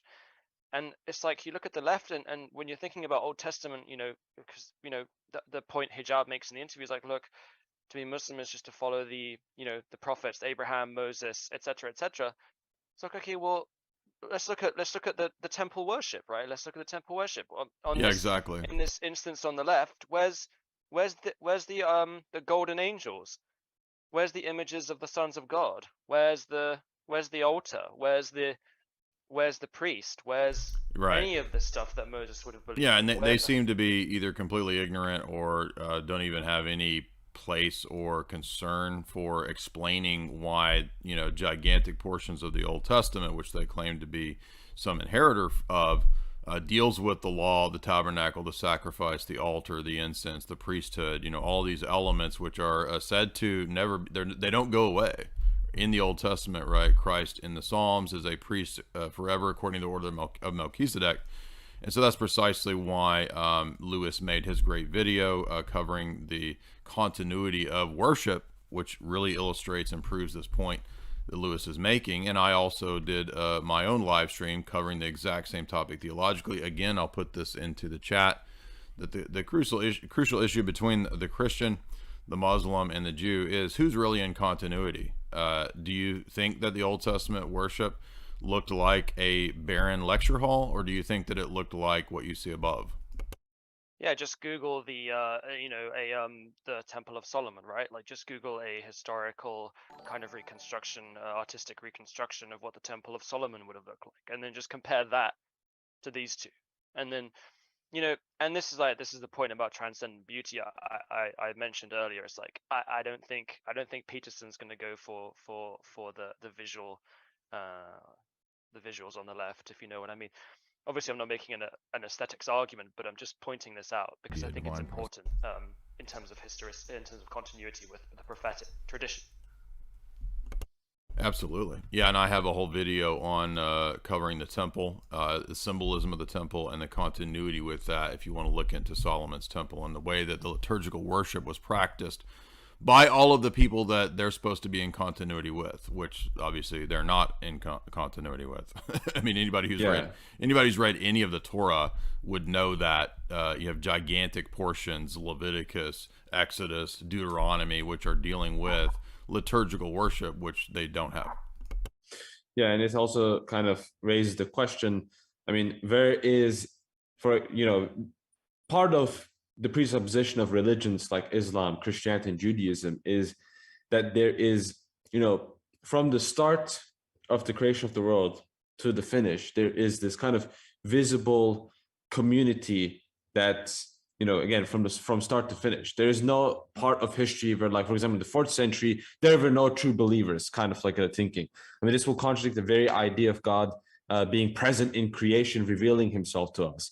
So a basic question to also ask is, where are the true Islamic believers between the 1st and the 7th centuries? Right. Where is the community? Where is the visible community? And there, you're gonna find out that there is zero. There is none. There's no evidence. The best evidence is like some Gnostic heretics, but you look deeper into what they believe, and it's that completely contradicts Islam. So there's no heretics that believe in anything close to Islam either. Let's look at the says, right, bring your evidence, right? Where's the evidence? Yeah, he says bring the evidence. We can also think about, well, how did and in what way did all the prophets in the Old Testament and Jesus, how did they worship God? Oh, well, we have a way to know that, and you can see above these configurations as to what the Old Testament describes the worship of Israel as. And you'll notice the interior, there are images, there is iconographic representations, there's angels, there's gold. It's iconographic. It is not iconoclastic. And so guess what? That's how Jesus worshiped God when he went to the temple, when there was the Day of Atonement, right? This is how Jesus worshiped God. Now, if this is all idolatrous, then one of their key prophets, Jesus, right, was worshiping in this idolatrous way. Likewise, Isaiah, Ezekiel, any of the prophets who attended the worship of the temple would have been worshiping in this very way. And remember, the images are of cherubim and seraphim. These are the highest spiritual beings, excluding God himself. So the highest supernatural beings in the spiritual order could, we could make images off of them in the period of the Exodus, right? Starting from the period of Exodus, as God, he talks about the temple worship. And so that points out that, the second commandment, which is cited as an argument against iconography, is just referring to the only thing that cannot be, made an image of, and that is the nature of God in his invisibility. But that's why we could depict God who became incarnate, which is Christ himself, right? As St. Paul says, he kind of ties into this principle by saying that Christ became a little lower than the angels. And people kind of ask themselves, well, what does that even mean? I mean, he's basically saying he became man. But another point, I believe, the way I understand it, is that it also points out that being a little lower than the angels in the sense that he becoming man also signifies that we can make images of Christ himself and images of those who were deified by the divine power, the divine energies of God as well. That's why we have images of the saints as well. So I think that's kind of like a minor niche thing that actually is important to consider, that the cherubim and the seraphim are the highest spiritual beings, again, excluding God, who is the highest spiritual being, obviously, in terms of the ordering. So I think there's kind of like a massive point in regards to that as well, in terms of like the iconography and the principles of iconography for that reason. Guys, I want to remind you really quick interlude before we go back to Kai on some of his points. If you want to support my channel, we have a channel sponsor, which is, of course, Chalk.com. This is the elite brand of supplements. Chalk has been my sponsor for over a year. They offer the best when it comes to supplementation for nutrient-deficient diets. Of course, all of us in the West, especially, we have nutrient-deficient diets, and so we need supplementation. And the way to do that is to go to Chalk.com, that's CHOQ.com, and utilize the promo code, which will give you 50% off things like Action 2.0 to promote your lack of energy. You want to up that testosterone. You want to up that tiny ball syndrome that some dudes have. Well, go to Chalk.com and get your hands on some of that daily right there. You can get some of my favorite peer-reviewed, shown to boost testosterone, Tonkat Ali, and use the promo code J50 to get 50% off. You can also use the promo code J53Life, that's J53LIFE, to put in a recurring subscription and get access to the best that Chalk.com answers.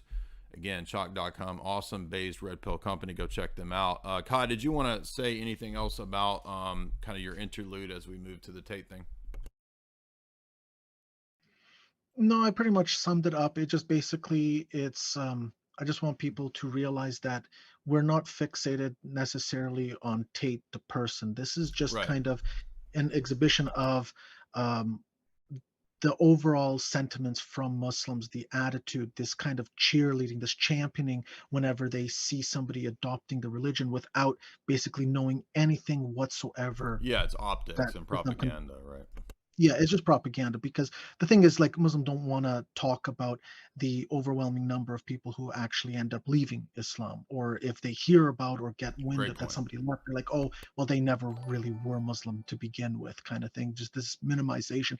It's really more speaking to the issue of them needing this kind of validation, this affirmation, this like need to be told, oh, that they're right or something like that. It's like this, like we had in a community post recently, this kind of inferiority complex. Like that's really kind of what's getting added. I mean, nobody really kind of looks at Tate and thinks or is convinced that he converted because of some kind of intellectual persuasion.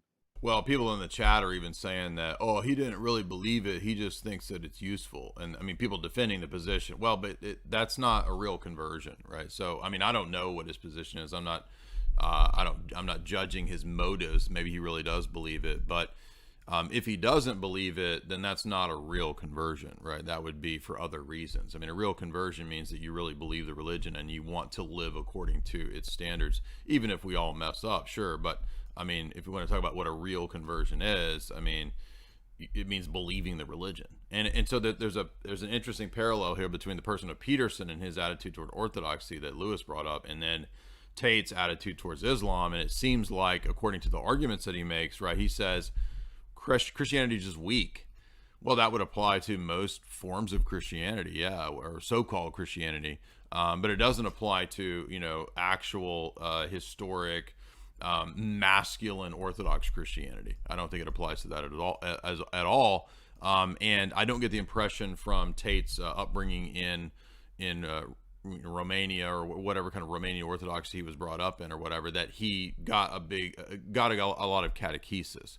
I did have a conversation with his brother a couple of years ago, and he seemed to be a little more cognizant of the theology and the issues. So, maybe his brother is a little more grounded in what Orthodox Christianity says, but I don't get the impression that Tate made his decision on the basis, as you said, of the theology. Well, I would say one thing, or a couple things is like I don't know what he's done since becoming Muslim, right? But they both made a lot of money off of essentially being pornographers. I mean, they run a cam girling site, or I don't know if they still do.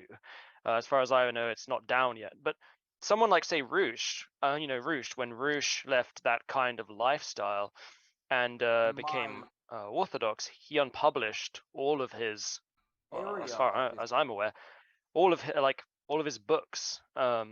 So he says so on his blog anyway, because they were leading men into sin. So you really have to kind of, ask yourself, like, what's the fruits of the conversion here? I'd like to know. I mean, the patristics clearly teach that you have to actually repent and undergo a process, as I mentioned earlier, of purification before you're even baptized. So you can't just come to God in all your kind of like dirty rags, cold turkey. Like, you have to undergo a certain amount of purification before going through baptism. You have to, a lot of traditions do a life confession before you go to baptism. I mean, it's not just it's not that easy, right? Well, let's Kai and Lewis, what would you say to this kind of argument that, well, maybe I don't know all the theology because I'm hearing this a lot, but Islam is bathed in trad, and so since a lot of Western Christianity is Skittles and degenerate, isn't this what's masculine bathed in trad? Isn't that good enough to make a decision about where I want to go religiously? That's what a lot of people are pulling from the Tate clips and stuff.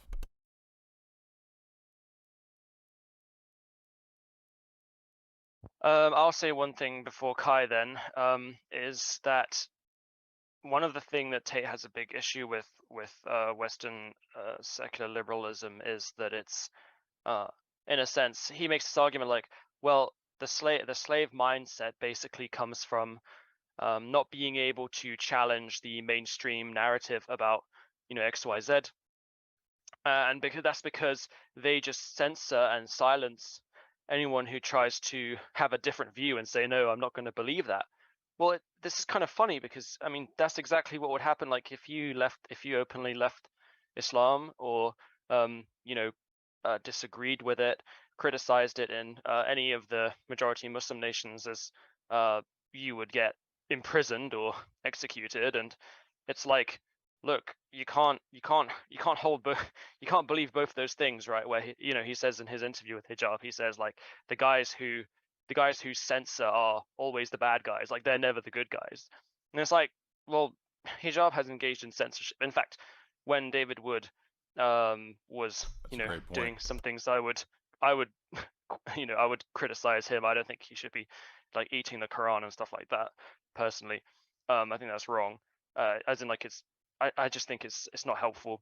But Hijab like made a video doing this whole thing where it's like, hey, make all my viewers make an account on Patreon, go and report his content, like mass report his content so it gets taken down.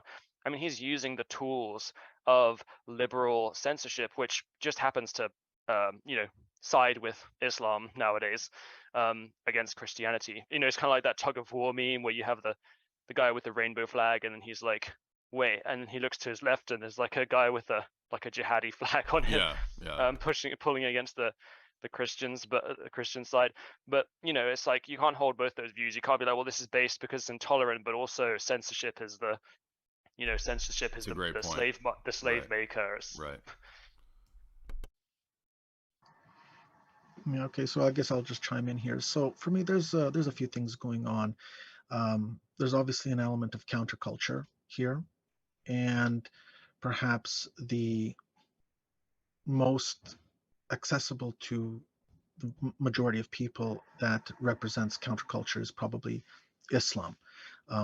You walk around, you see mosques, you see you just see it everywhere. And so it's kind of like the first avenue that is most easily accessible to a person.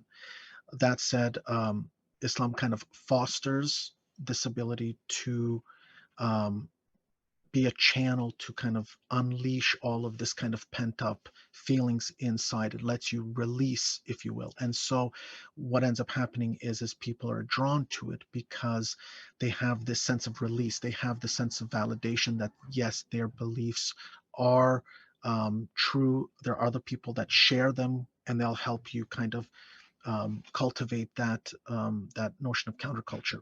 The other thing also is that Islam is by design meant to be as easy as possible, or not as imposing as possible. Just give me 1 second here for a second, please.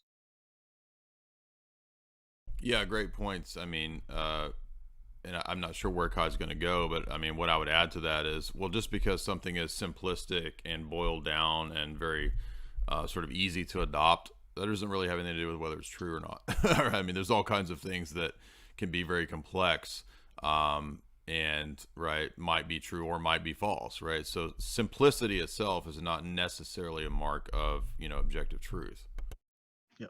I would sorry say, about that, Jim. well, yeah, go ahead, Kai. Sorry, I thought you were going to be gone Yeah, longer. no, there were just minor disruption there. So no, so just to get onto that point here, yeah, there's this aspect of it just being very easy, and not to discount what you had just said, Jay, but this idea of basically allowing you to kind of feel part of a community that shares the same values as you, but with minimal imposition or obstacles for you to feel part of the community.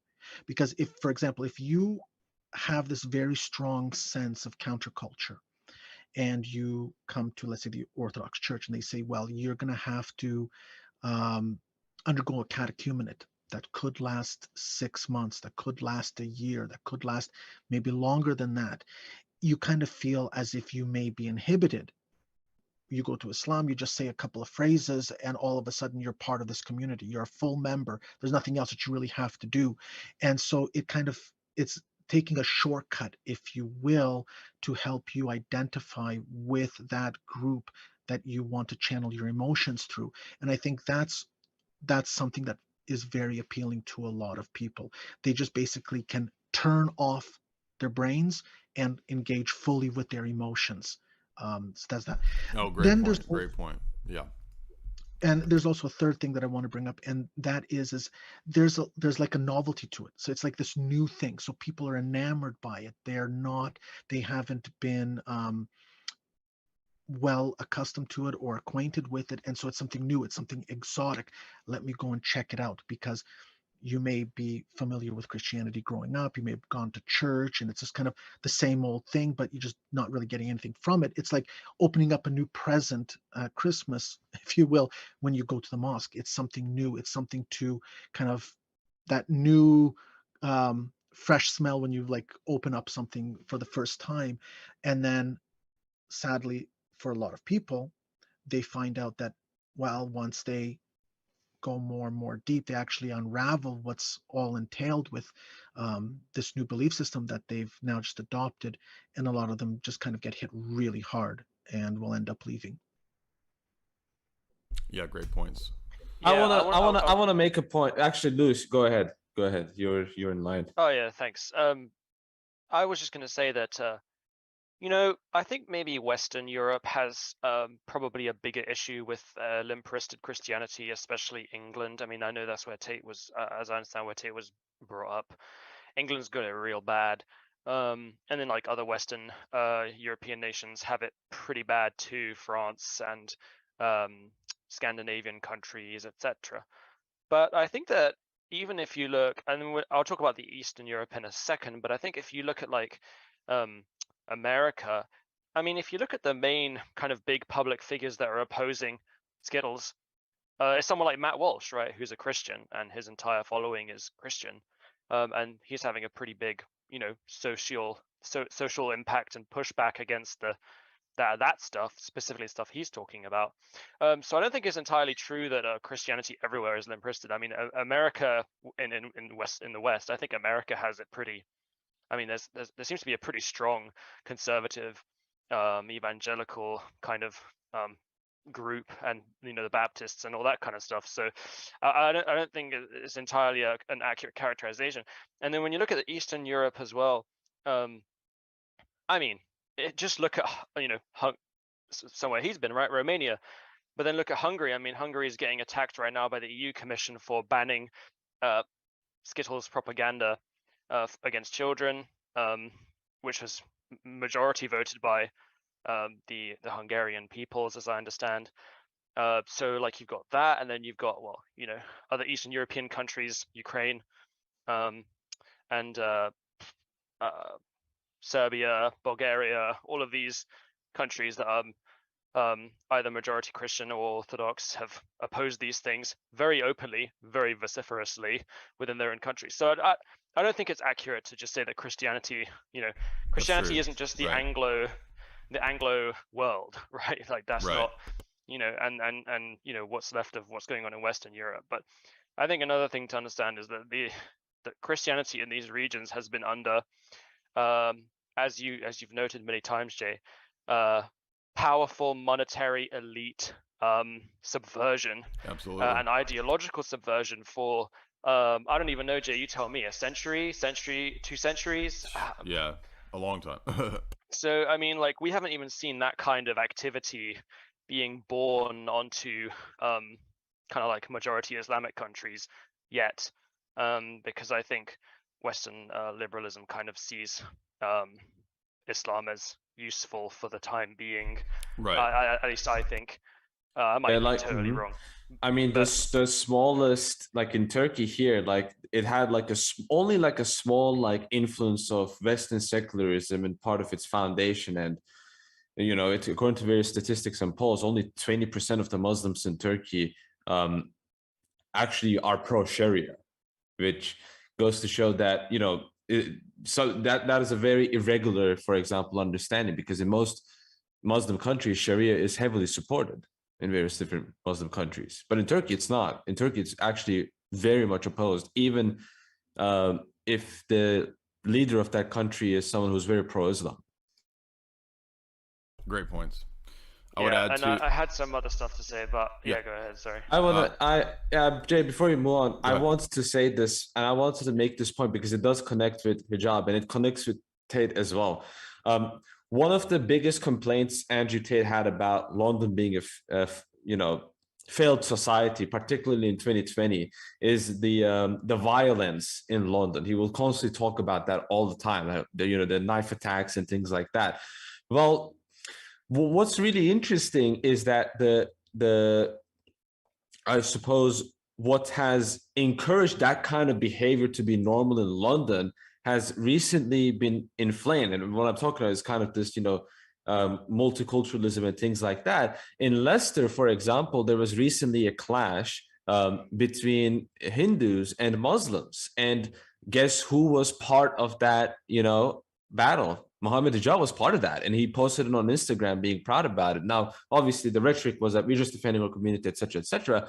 But one thing I find very interesting that connects to the fact that of how the elites think Islam is useful is that if you look at the joint statement for peace by Muslim and Hindu communities, the first thing they say is pointing out that we came here and we fought against haters, people who were hating us, and he's pretty much referring to British people who were not pro multiculturalism.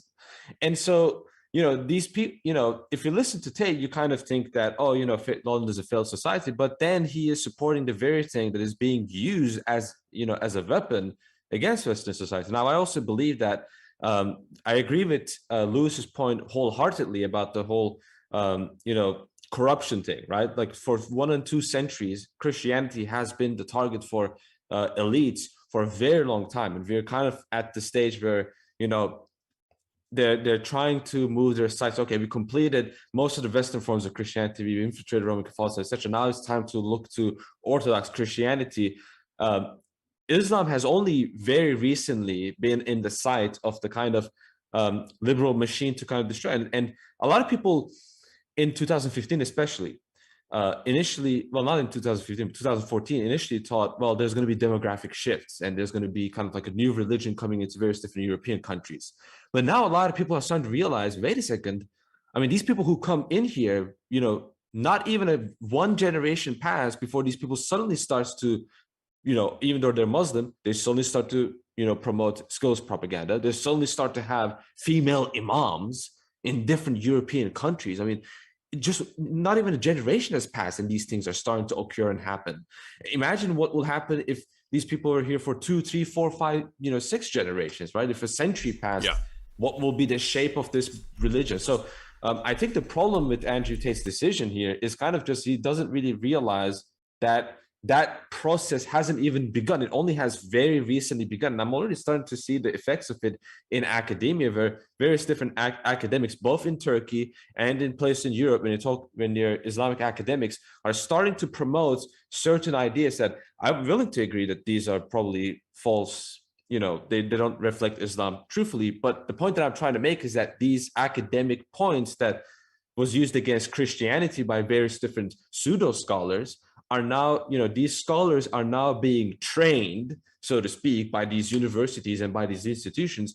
So you shouldn't be surprised when in a couple of years you start to see these westernized imams. As a matter of fact, in the United States, for example, after 9/11, that's precisely what happened. And in the Islamic world, this is kind of accepted as fact. And in the United States, that they start to collaborate more openly with the US government in order to be protected from the aftermath of 9/11 so that they don't end up being, mistreated in the United States.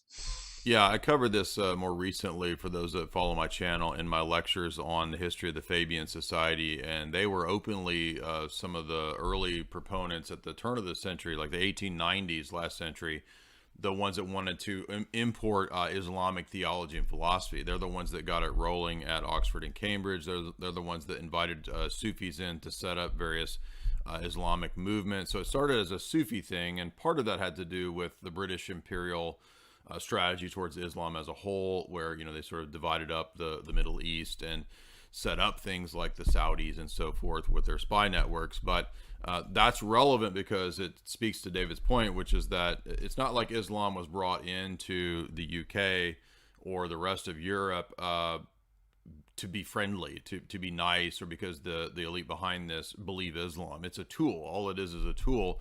And like David's saying, that based red pill attitude over time goes away because the people get turned into, they get processed by the native degenerate Western liberal culture that they're supposedly against. So it doesn't actually, it has a reverse effect. That's I will say even hijab, for example. I mean, especially from a Turkish perspective. I mean, like he basically said that he said he called himself British, for example. I mean, I will say that's kind of like an example of that very, liberal development, so to speak. Where, I mean, I think a lot of Muslim apologists and scholars and academics are kind of riding that kind of liberalism train because so far it's been going good for them, right? Exactly. It's been working for them.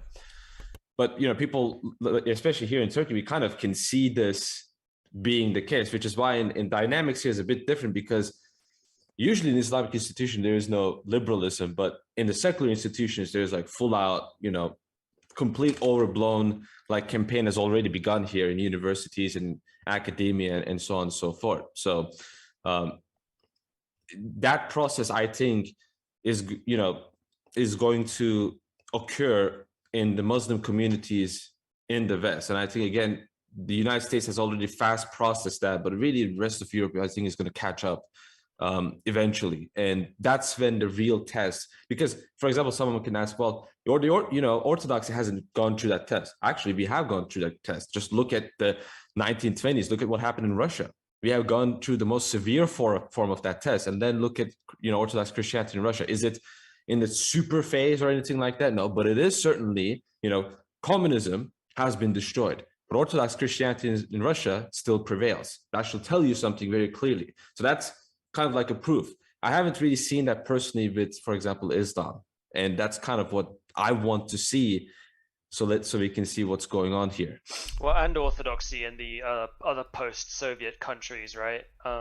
as well. So yeah, I think I think that's totally correct. I'd also like to say just, and this is kind of a just on the point of, you know, quote unquote degeneracy. It's like I don't understand how. Well, it seems to me that a lot of stuff in Islam, like, I'm not trying to be uncharitable, but it seems like a lot of stuff just seems to be like, if it gets a jurisprudential stamp, then it can go from being something that's sinful to something that's permissible. Like one, for example, is I don't know, maybe there's an explanation for this, I don't know, but fornication, for example, you know, having sex outside of marriage is, you know, it's sinful. But then if the woman you're having, you know, sexual relations with is one of your slaves, then all of a sudden it's like it's permissible. I don't understand that, right? It seems like it doesn't really make sense. It kind of cheapens the notion of sin in the context of fornication. And I mean, you could make an argument for wives, but I think having slaves is probably a more obvious one, right? So for those that are curious about, you know, obviously the big hangups are the deity of Christ and the Trinity. I'm putting the examples of 2 lengthy popular streams that I did on this topic. And so if you want more of that, you can get those unrelated to what Lewis is talking about. But I did want to plug those streams because they do spend multiple hours covering the whole of the Old Testament, the New Testament, looking at the deity of Christ and the Trinity, because those are always the big hang-ups. But then we do have to also kind of deal with these so-called moral objections, where there's this idea that, you know, Islam has this moral superiority and this strength, but it's not actually that when we look at what they actually teach and what they actually say. Kai, Lewis, is there anything else you guys want to leave us with as we get to the super chats? Yeah, one of the reasons I Sure. haven't got my camera on is because I like to pace around when I do these roundtables. So yeah. Kai, I got nothing. Because people David? have been asking about it in the chat. Yeah, no, I'm okay. I think we've touched upon all the points. At least I've touched upon all the ones that I wanted to talk about. So we're good. David? Yeah, I think I covered pretty much a lot of it. I mean, of course, I will. In terms of one of the main things that I can anticipate from a lot of people is, oh, you guys didn't talk about Christology, you didn't talk about Trinity, you didn't talk about the arguments used. Well, I mean, if you look at our channel for 5 seconds, or you know, Orthodox Shahada, of my channel, of Jay's channel, that's nearly all we do. Right. So I think if you're kind of interested in that aspect, where we go very in depth in explaining Jay, particularly from both the patristic and the scriptural point of view, and I like to focus on more so the patristic historical point of view, and Orthodox Shahada likes to go at it from the more so, you know, counter-Islamic point of view. I think we have various different videos where we talk about the Trinity, how the Trinity is one God, how we understand, how we worship the Father, Son, and Holy Spirit as one God, and what are our arguments both from Scripture and from, you know, theology, or one can even say philosophy, and why we believe in these things. And this is available in all of our channels. So of course, I'm going to say, you know, feel free to come see my channel and see what we talk about, to kind of get better access in those argumentations. One last thing for Jay. Can you go to minute mark 1 hour 8 minutes and 13 seconds on the video I posted in the Discord, because this is just the last thing about your still standing debate challenge to Mohammed Hijab, which got, what was it, several hundred retweets, and then yeah, it had hundreds of retweets and at least 500 or 600 likes. And so I've got the video pulled up. So go to what timestamp? 1 hour 8 minutes 13 seconds. And you want me to play that? Yeah. Okay, here we go. Is interacting with this other intelligent person. It's creating this intelligent atmosphere, and all these intelligent people are together. So 2 things which are good: having clever friends and teachers, yeah, and strong enemies, or strong, let's just say strong opponents. Without, I'll be honest with you. One of this is aside the point. You know who he is, but one of the ex-Muslims, you know, anti-Muslims and stuff like that. I private messaged him. I never show my private messages, and I said to him, "Listen, I said, I said, why don't you go and do some Arabic studies and Islamic studies? And he said, what are you talking about? Like, what do you mean by that? I said, back in the days, the Orientalists, 100 years ago, they were very formidable. They knew the Arabic, they knew Arabic poetry. We have books here of Orientalists that they would look into history. I would be quivering and shaking and fear and trepidation if I had to present against someone who was my superior in knowledge like that. But that would increase me, that would strengthen me, that would sharpen me, that would make me into something different. But you have ruined me because you are no, honestly because you are such an easy opponent, an unformidable opponent, unworthy opponent that you have not challenged me to go to the next level. It's not fair. We, enemies of Islam, and Ibn al-Qayyim mentions him, Shafi' al-Alil, he says that, you know, when you have like the devil or something, a formidable opponent, let me fight something good, man. Tyson Fury can never really be one of the greats, not because he doesn't have the skill, but he doesn't have the opponents. And maybe he doesn't have the skill either, but he will never be compared with Muhammad Ali or Mike Tyson. It's never going to happen. Because why is Mike Tyson in the conversation of the best of all time? Because he's beaten so many good opponents. Top guys. We need opponents. But we need to, that's what I'm saying. So don't be, two things from this story that we're looking at, that we can look at is just guys that can help us to get to the next level, share ideas, sharpen the sword, metaphorically, obviously, just in case. And opponents who can also challenge us, bring us to the next level. Because that's, as human beings, like Michael Jordan. I don't know how we're going from Ash'arism to Michael Jordan. What? I think you can stop it here anyway. Where he was saying like, yeah, and so again, you know, clearly he saw the open invitation that we did a year ago, and he ignored all that. And then somebody sent me tweets that was somebody's DMs about mentioning me, and that they didn't feel like it would be good to actually debate me because it would be too much of a challenge. I don't remember which Muslim apologist that was. So that was Daniel Hakikachu. Okay, he the said other guy, that you have to be careful who he debates and stuff like that. But Yeah. yeah, my claim is just like Jay is superior to Mohammed Hijab in philosophy. So why don't Mohammed Hijab and Jay have a debate, and then Mohammed Hijab can be sharpened Yeah, that was by his point, Jay's right? philosophical, Or he can ignore, the hundreds of reshares and likes. So Well, he's implying And that he has no good opponents. It's crazy. yeah, oh yeah, he's saying well, there is nobody. Yeah. No, that clip is only from like maybe 2-3 months ago. It's a very recent clip. So Well, you'll notice a lot of these people would just pretend that we don't exist, right?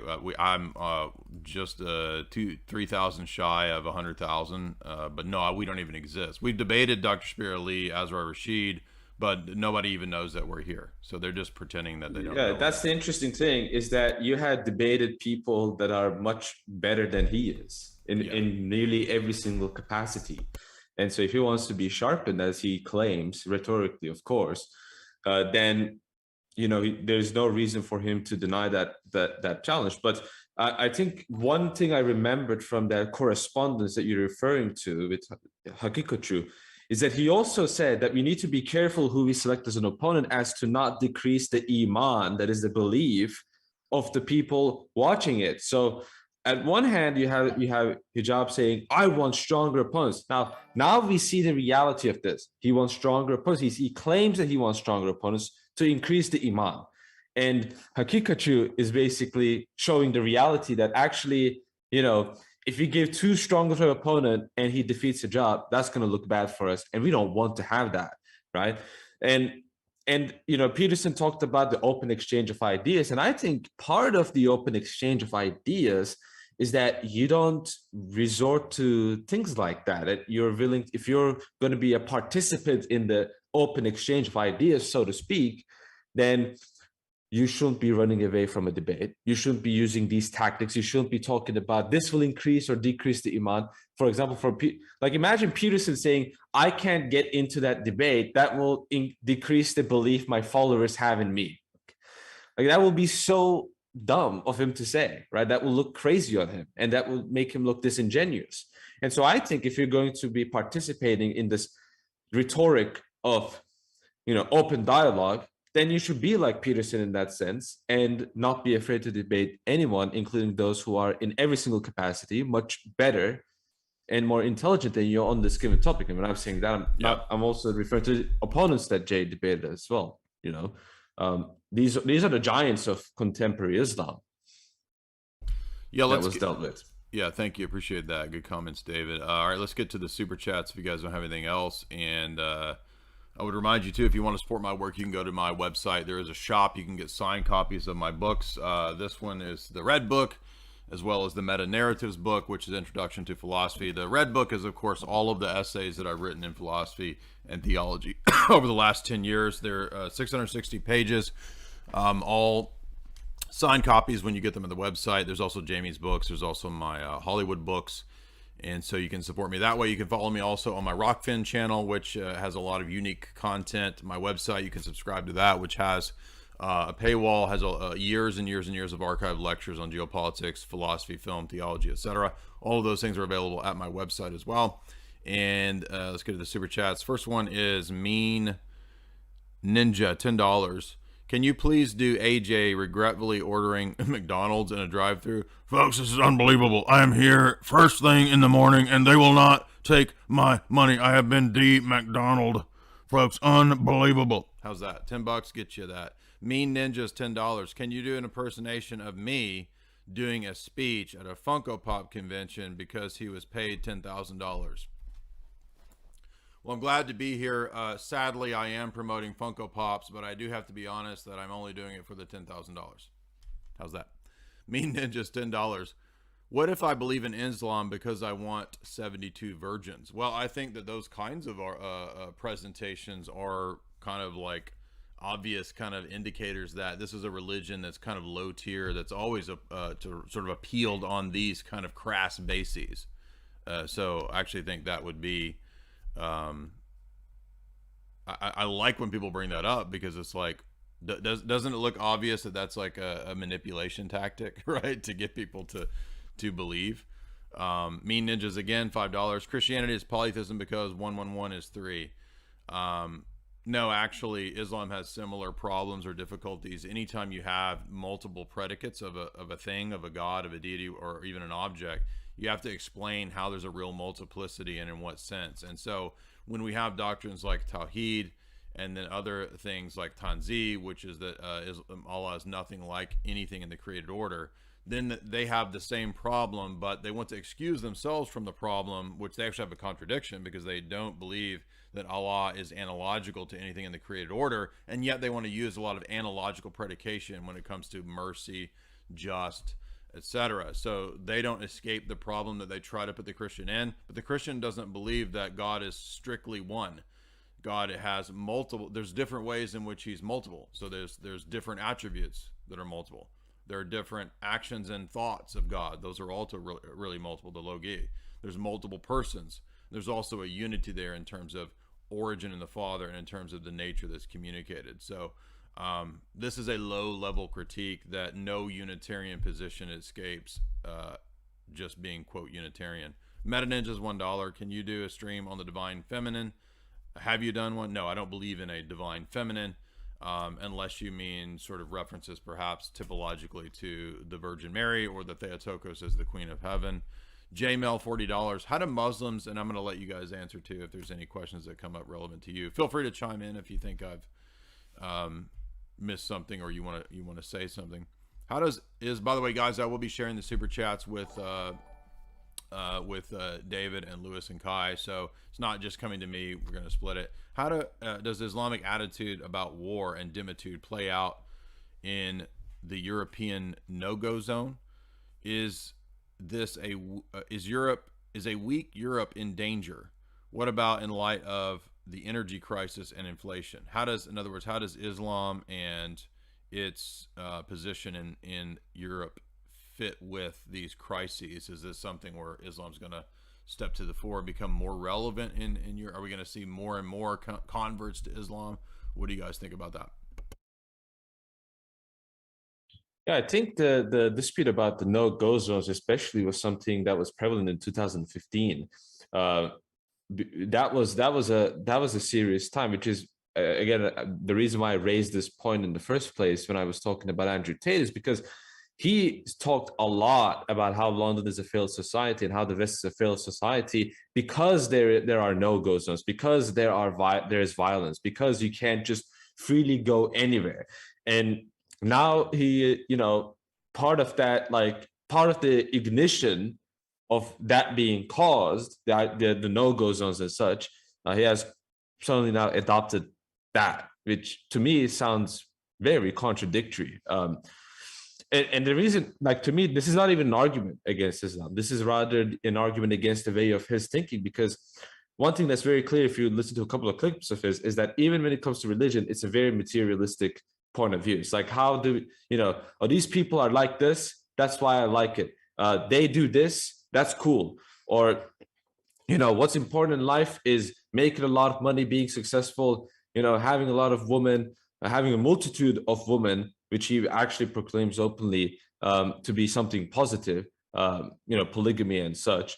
Although, there were times where he was, shifty on that, where he kind of was like, well, actually monogamy is better and all this kind of stuff. But I think that's going to stop. That rhetoric's going to stop now, especially with the four wives discourse and all of that. So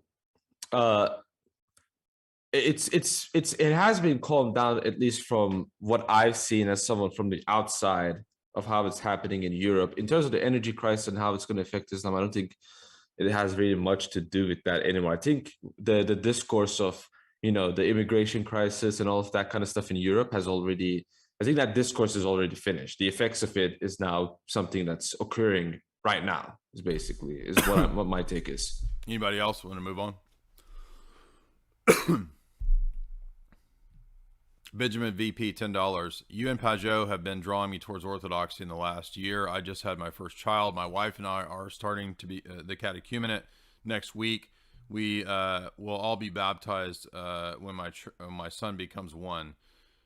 Praise be to God. Thank you, Jay. Well, glad to hear that, Benjamin VP. God bless you for that. Joshua Sunza, $5. Good discussion. Thank you, Joshua. Duke of Earl. Thank you, chaps. Thank you, Duke of Earl. Nada, $10. It's important to highlight that Islam relabeled immorality and made it halal. Just to highlight a few examples: prostitution, sexual slavery, multiple wives. You can beat them. Prepubescent wives are permissible. Therefore, Islam is pious. Yeah, the idea of the based kind of evolves over time. Is it really based if it's a thing that can change? JML, $10. This seems to be marketing, not converting. Roosh was a pickup artist and very different attitudes when he changed when he became Orthodox. Yeah, I think Lewis made that point as well. JML, not at $10. Mohammed Hijab encouraged Ridvan to kill himself because of his bouts with anxiety and depression. That could have been just as easily directed at Jordan Peterson, who also has had bouts with depression. I wonder if Jordan Peterson is aware that he showcased a guy who promotes suicide. Interesting question. I don't know. J Mel, $10. Rich Higgins explained that Muslim influence towards political correctness in American national security is outlined in his book called The Memo. Rich Higgins, The Memo. I'm not familiar with that, but thank you for that. Ellie Orthodox, $5. Jay, thank you for showing the baby pandas so much love. Oh, this is a meme somebody made. So yeah, I fed baby pandas in a meme, and so now I'm not mean anymore. So the internet thinks I'm mean, but if I feed a baby panda, then I'm good. Carbohydrate Lofton, $10. Can we hear a John Hagee impression? Please don't listen to anything that Michael Lofton says. The blood moons have told me that Michael Lofton is a liar and a fraud. How's that? John Hagee commenting on Carbohydrate Lofton. The Palantir, $3. How do you feel about the apologetic work of David Wood? I've never talked to David Wood. I've done interviews with Sam Shamoon. I know Sam Shamoon is friends with David Wood, but I think that he comes from an evangelical sort of Protestant view, so I'm sure he has a lot of good insights and arguments, but I don't really follow his content. Does anybody else have any comments on David Wood? All I'm going to say is the decision to delete the channel then go back to YouTube is a not so intelligent decision. Is that all? That's the only thing I have in mind. Kai, Lewis, anything you guys want to comment on any of the super chats so far, or you want me to keep going? Are you still there? No, you can keep going. Okay. Anon, $3. Do you think Orthodoxy will end up being severely infiltrated and corrupted and liberalized like Catholicism and Protestantism? Seems like some of the OCA has been marching towards liberalism. I'm afraid we will have a Francis. Well, we don't have a pope, so there won't be the problem like Francis, but certainly any jurisdiction can and is susceptible to modernism and liberalism. So it's definitely possible. And yeah, you can always have more liberalism, but you know, we believe in the promise of Matthew 16 that the gates of hell will not prevail against the church. So I don't think, even though you can have a large apostasy, you're not going to have all of the bishops in the world, you know, apostatizing. Greek Groiper, $3. Good show, Jay. I have been a Christian for many years. I can sympathize with people who look at other religions for traditions and spirituality, searching, etc. It's difficult for a right-wing person to become a Christian when they see Francis, clown masses, and Skittles. Yeah, precisely. I couldn't agree more. Storm the Cat, $5. What language did Noah speak? I don't know, and I don't think we know. So the story of Noah is a tradition that's recounted and recorded at the time of Moses. So I don't know that we know exactly what that language was like. There's probably scholarly speculation, but we're not told. Anybody else, if you want to throw in a super chat there, I'm going to let everybody promote their channels. Of course, Lewis and Kai, you want to tell us again about your channel because people might be tuning in late, what you guys cover, and then David, your channel, and you guys are both linked in the show description. Be sure and follow these guys. Thanks to Chase, who has been promoting their channels throughout the whole live stream. We got up to almost 1,000 live viewers today, so it was a great show. Kai, Lewis, tell us about your channel and what you guys focus on. Yeah, so Kai, that's me, and Lewis. We're the two that run Orthodox Shahada, basically looking at Islam from an Orthodox perspective. We look at the philosophy, the metaphysics, ethics, morality. We look at the fiqh, we look at hadiths, we look at the history, we look at all sorts of things that are relevant to making a case for orthodoxy against Islam. David? So, hello, this is me, David Adhan, the guy who's been annoying you with my voice and my accent. If you want to be annoyed more with my terrible English and my terrible comprehension skills, I'm just trying to, well, my channel is David Adhan. I used to go by The Real Medvite. And as I said at the start of the stream, what I generally deal with in my channel is particularly 4th and 7th century patristic Christian theology, dealing with various different issues that's historically that many people have forgotten today, but it's also important with some contemporary issues. So I make videos about the Filioque. I make videos about Christology. One of my most popular playlists and series is the Oriental Orthodox Refuted playlist, where I dove very deep into the primary sources to explain the Christology of what is known today as the Oriental Orthodox, and many other videos about Orthodox theology, many other videos about, certain books, whether those books are from secondary scholars or whether from primary sources themselves, from the church fathers themselves.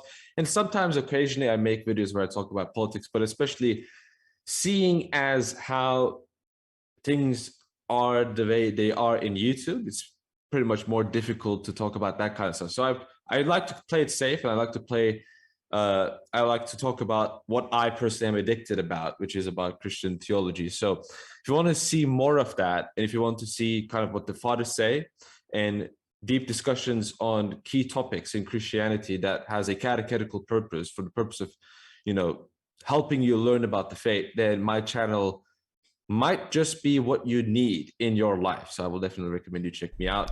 And thank you all for listening to us. Yeah, and by the way, I did just remember the scholarly consensus is that the language that Noah spoke was Pidgin, which is a form of Ebonics. So I'm pretty sure that's right. The Palantir, $3. I believe Jordan Peterson struggles with a historical understanding of Scripture, and this might be because he's very much influenced by Carl Jung. I think you're very perceptive there. I think that's probably correct. Certainly Carl Jung has some insights, but we know Carl Jung is very influenced by Gnosticism. So, that's going to be definitely a hang up. Anyway, all right. Thank you guys so much. If you would hit like and share, leave some comments below as to what you think we left out. Other important sections of the discussions with Tate or with Peterson and Hijab that we missed. Tell me down below in the comments what you think we missed, or any good arguments that you think that we missed. Otherwise, everybody